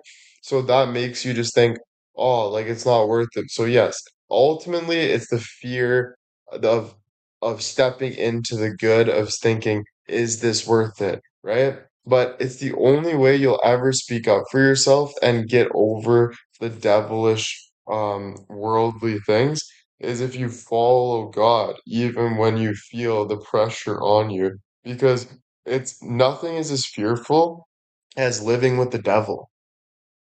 There is nothing in the world more fearful than not being with God. Even if it feels a lot, you have to look at the alternative.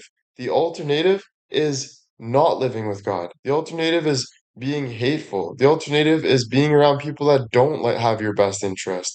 So you always want to say that why wouldn't you follow God and how everything is connected and everything goes right for you? Not part of letting go. It's just following what is right and not following what isn't right,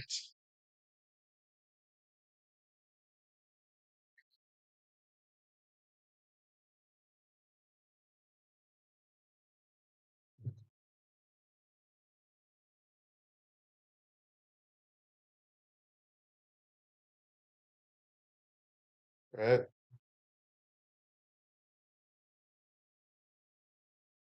Many people feel the call, but fear can change, make obedience harder. So, yeah, again, like you have to say, what is more fearful? You following God and it not going your way, or you following the devil and it obviously not going your way? But the devil does say, but it is my way. The devil does say, but it is because you're getting the satisfaction. Do not feel it. But how worse do you feel months later? How worse do you feel about yourself? How much less can you stick up for yourself when you're following the devil? How much less do you get looked at? How much more people start to turn against you and hurt you when you're fall no everything goes to hell when you follow the devil. So you have to remind yourself, why wouldn't you be following God? It doesn't make sense.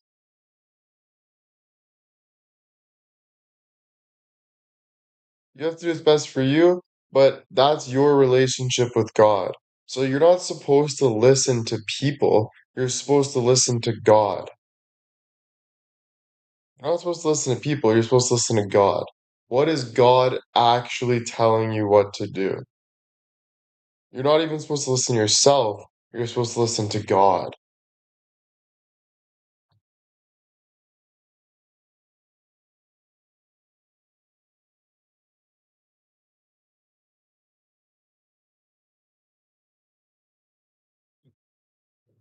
Right? A lot of people forget that.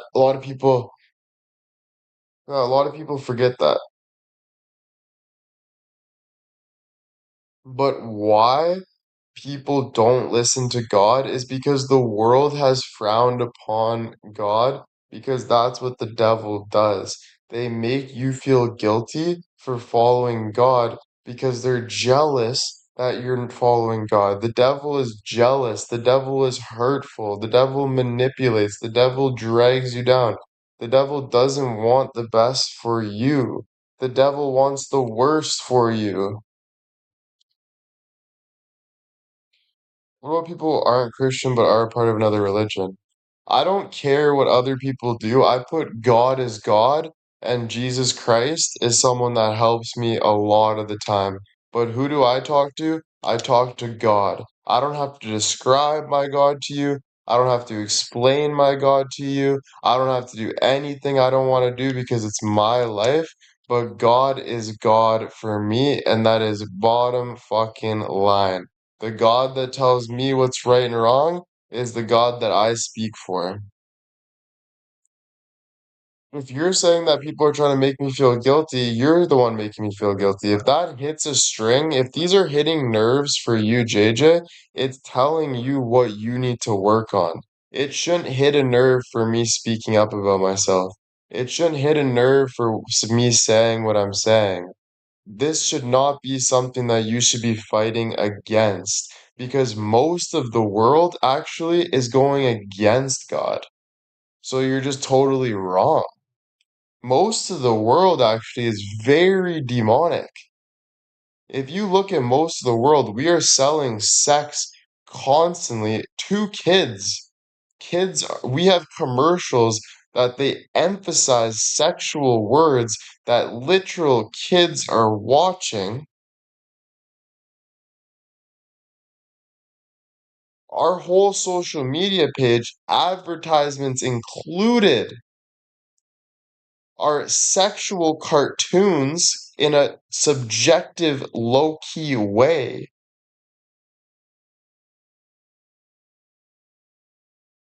There is war, literal children being murdered across the whole world. Most of the world is 100% demonic.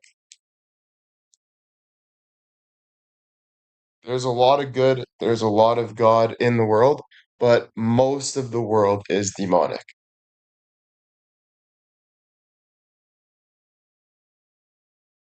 And that is the truth. But again, the reason why I'm speaking up to it is you cannot be scared of the devil. You have to follow God today or you are dead now. If you don't follow God today, and that means you are dying tomorrow.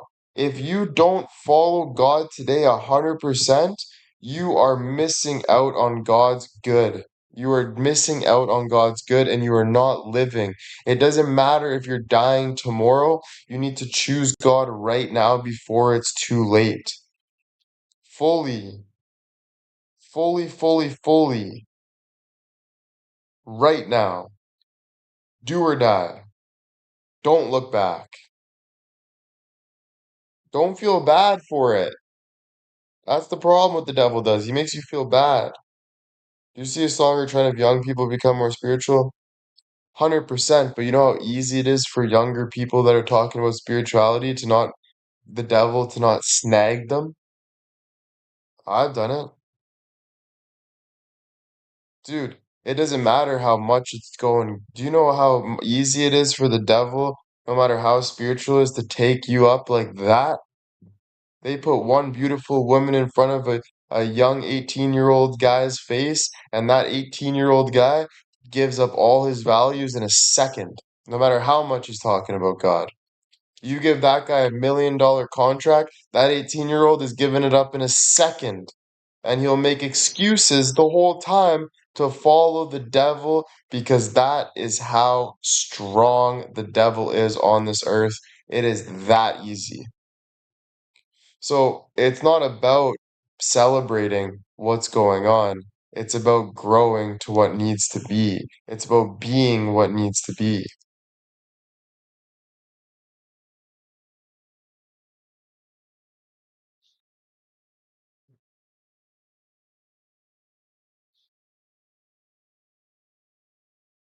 Like now, right now, right now,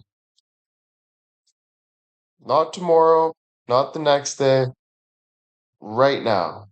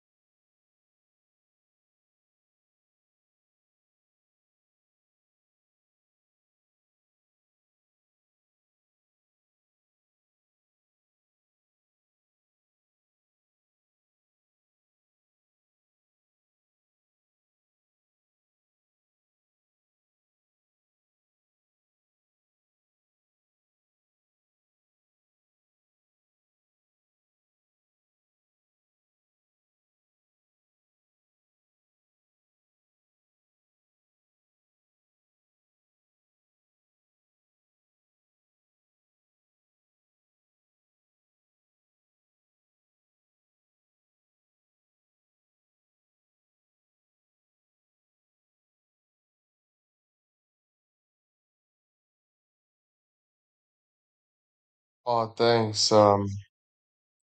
Thanks, Doris. And you're a huge gifter. I appreciate you from the bottom of my heart.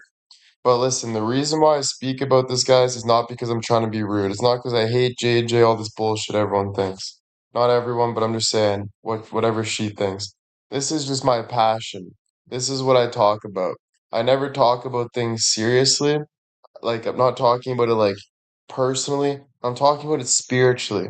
If I don't like something, I don't like that thing. That's something I don't like how it's going about. It's not about you, it's not about this, not about that. I'm talking about I need to save my life as well. It doesn't matter if they throw me in prison for 50 years. If I have God, I'm okay. It doesn't matter if a gang comes here and kills me and tortures me in the basement.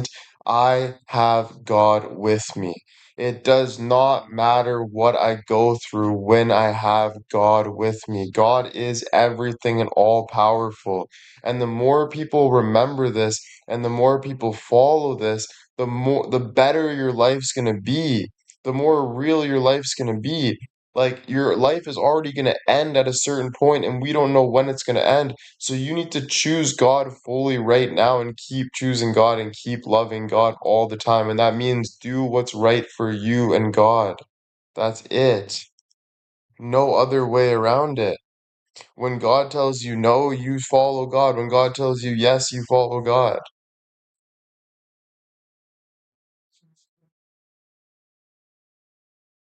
Yeah, Doris, you need to be religious. You know how good it feels. You know the power you gain from God.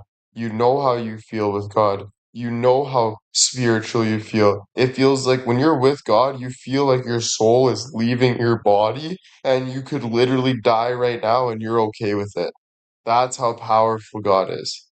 That it will literally pull your soul out of your body and you'll be floating in the heavens on earth. That's how powerful God feels. You need to know this. You need to live it. You need to do it. People say, Will, you're so brave. Will's not brave. God is brave. You think Will's brave? Will ain't brave. Will's a scared little fucking kid. God is brave. So start following God, not me. You can hear from me, you can hear from God, but don't be saying my name. Say God. Don't be saying Will, say God.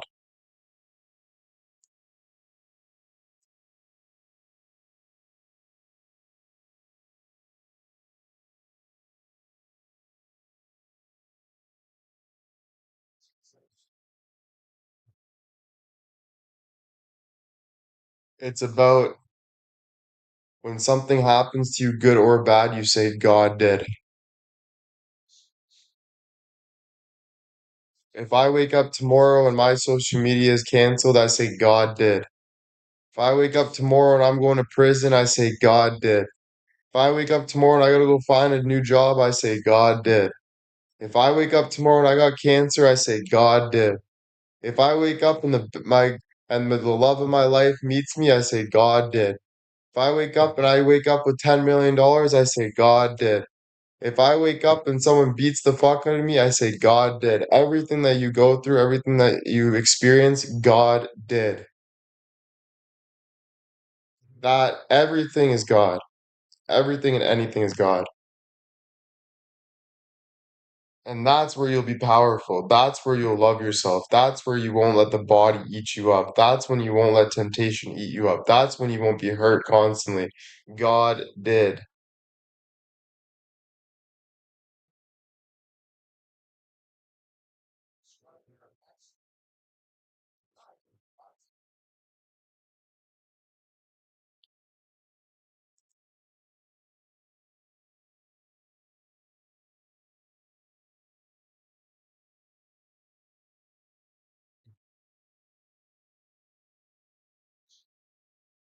What do you do when you doubt?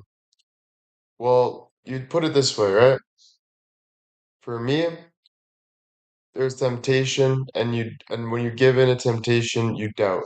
When you don't give in to temptation, you don't you don't when you don't give in to temptation, you don't doubt.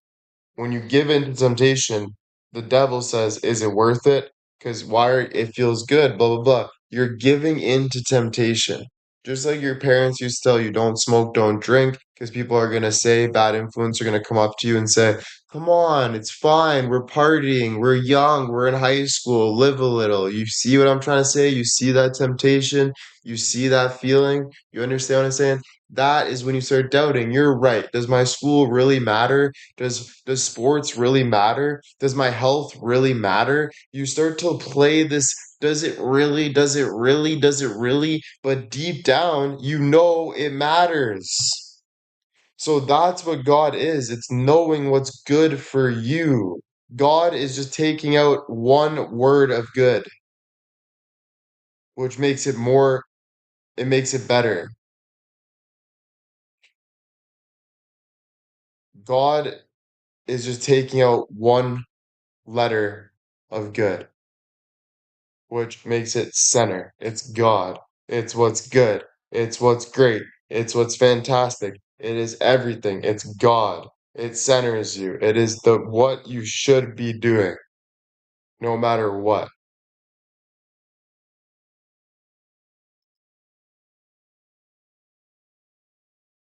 And don't get tempted by the devil. That's one thing you can never get tempted by. Like you're going to be, but just remember, don't let the devil dictate your life. And that's why whatever you do, mistakes or good things, always pick God after. No matter who's chirping you, who's saying this, who's saying that, who's smoking a doobie, who's fucking crying about life, fucking chirping, whatever the fuck, blah, blah, blah, blah, blah, blah, blah, blah, blah.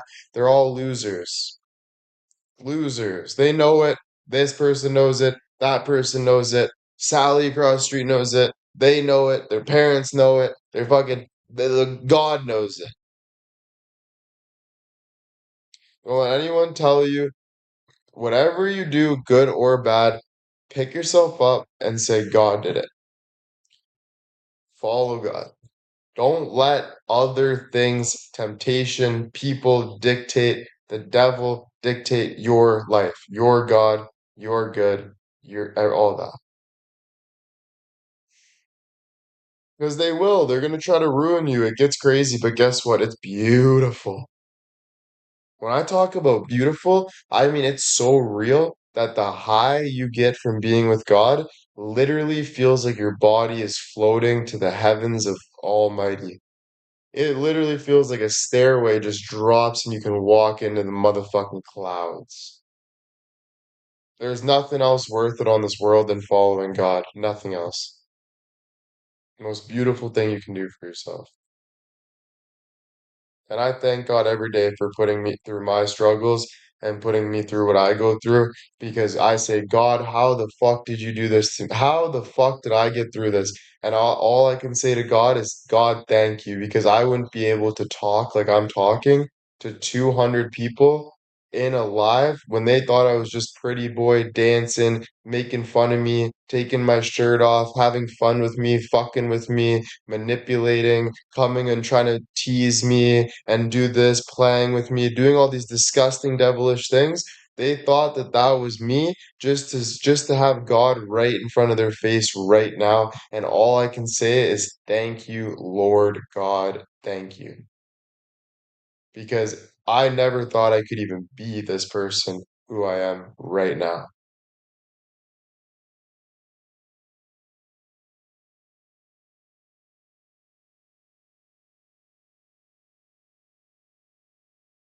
Do you think God sometimes lets people lose themselves for a while?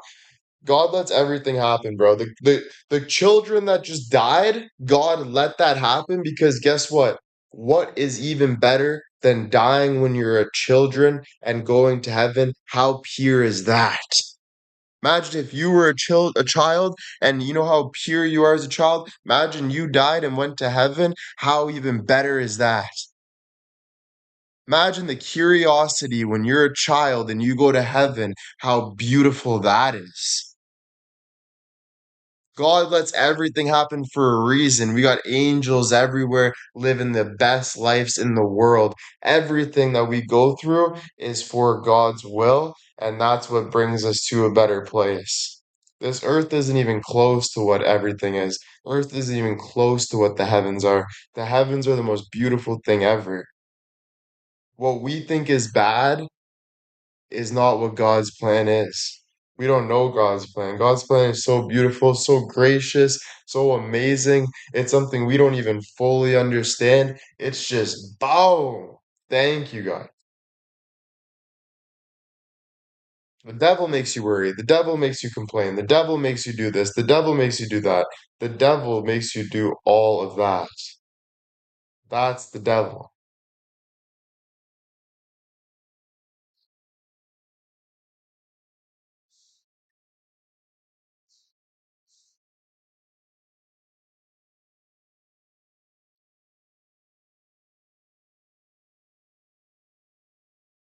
What I have to tell myself and what you have to tell yourself is it doesn't matter where you are, God is with you.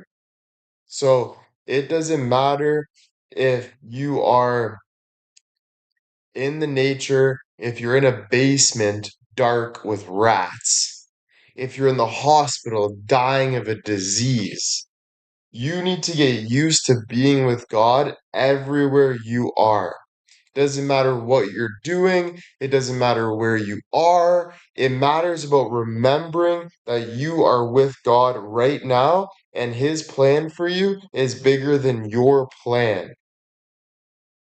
So he is in control of your life. He might tell you to go to the doctor, so you go to the doctor. He might tell you to go say hi to that person, so you go say hi. But he is in control of your life and you follow him and he grows you and he leads you and he shows you why he's doing so as you go, even when you doubt, you go through it with him.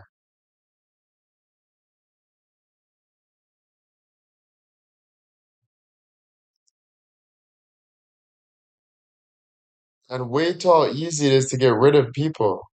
Wait to see how easy life starts to get for you guys. Wait till you see how easy this stuff gets. Wait till you see how grateful you become. Wait till how easy this shit gets, bro. You guys are gonna be like, holy fucking shit, dude. There's not like, this is the best feeling of all time.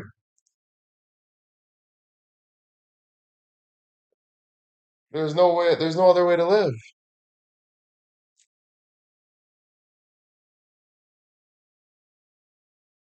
Thanks, girl. Yeah, doubt doesn't mean you lost God, but you have to remember God is with you.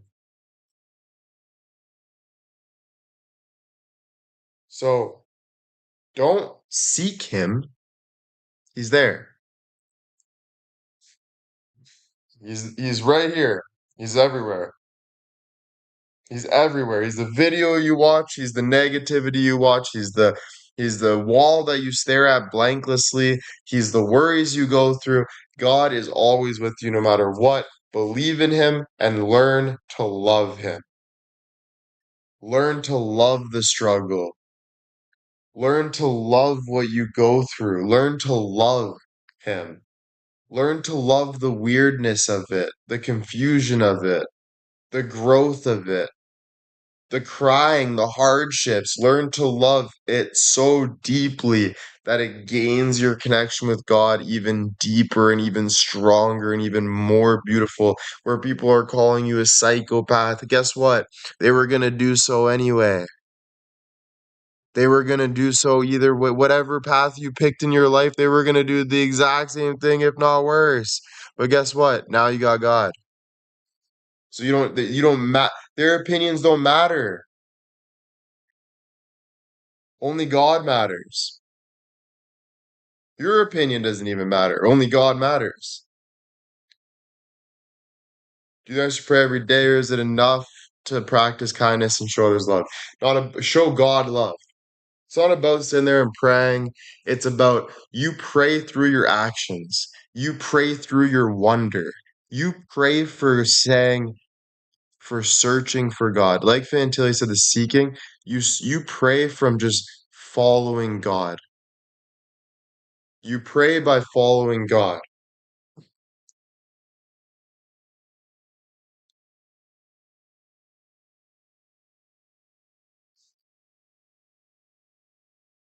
You pray from following God. You pray from you pray from following God. There's nothing else that you pray from. You pray from following God, and before you know it, you're on your hands and knees with your arms like this, and you're like, "Holy shit. Remember I watched this video and this guy was praying like this? Why are my hands like this naturally?" You'll start to get to that point the more you follow God, you'll be more like this.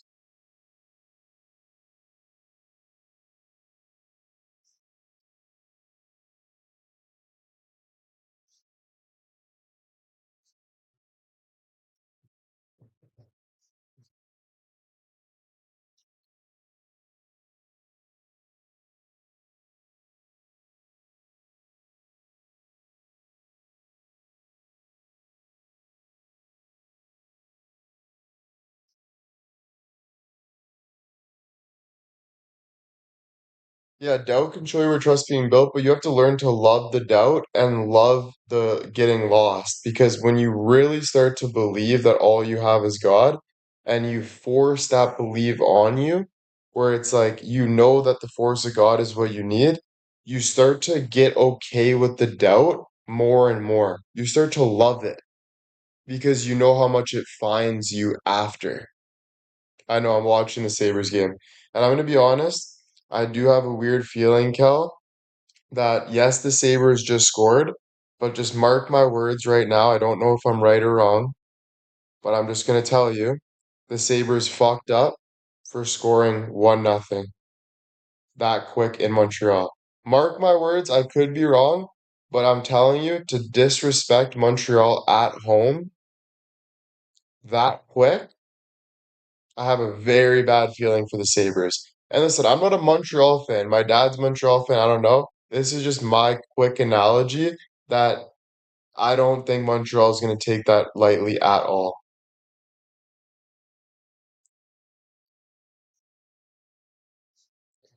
And they scored. I didn't mean to say that though. I didn't mean to say that though.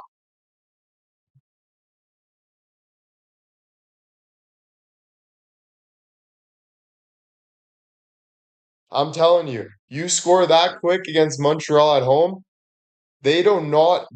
Montreal does not want to let their fans down. That's something Montreal's fans are so freaking good that they literally do not want to let their fans down. They don't. Like, that's something that they literally don't.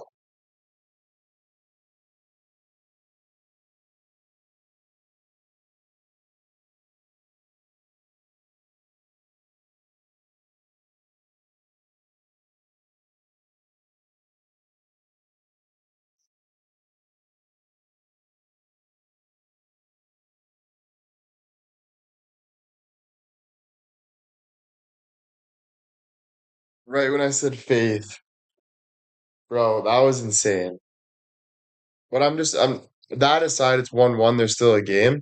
I'm just saying, like, my analogy on it is like I knew Buffalo was gonna come out hard like that, but to score that quick might have not been the best thing for them because it gives Montreal the whole game to catch up with that fire under their ass, and then their fans are literally like relying on them, like they're so happy. I think Montreal will almost die for this game. Like I honestly think Montreal will go to the depths of like I will die to like I actually have like a really scary feeling about that, bro. Like I don't know if I'm right about it though, because you never know with hockey. It takes one lucky bounce and you just don't know.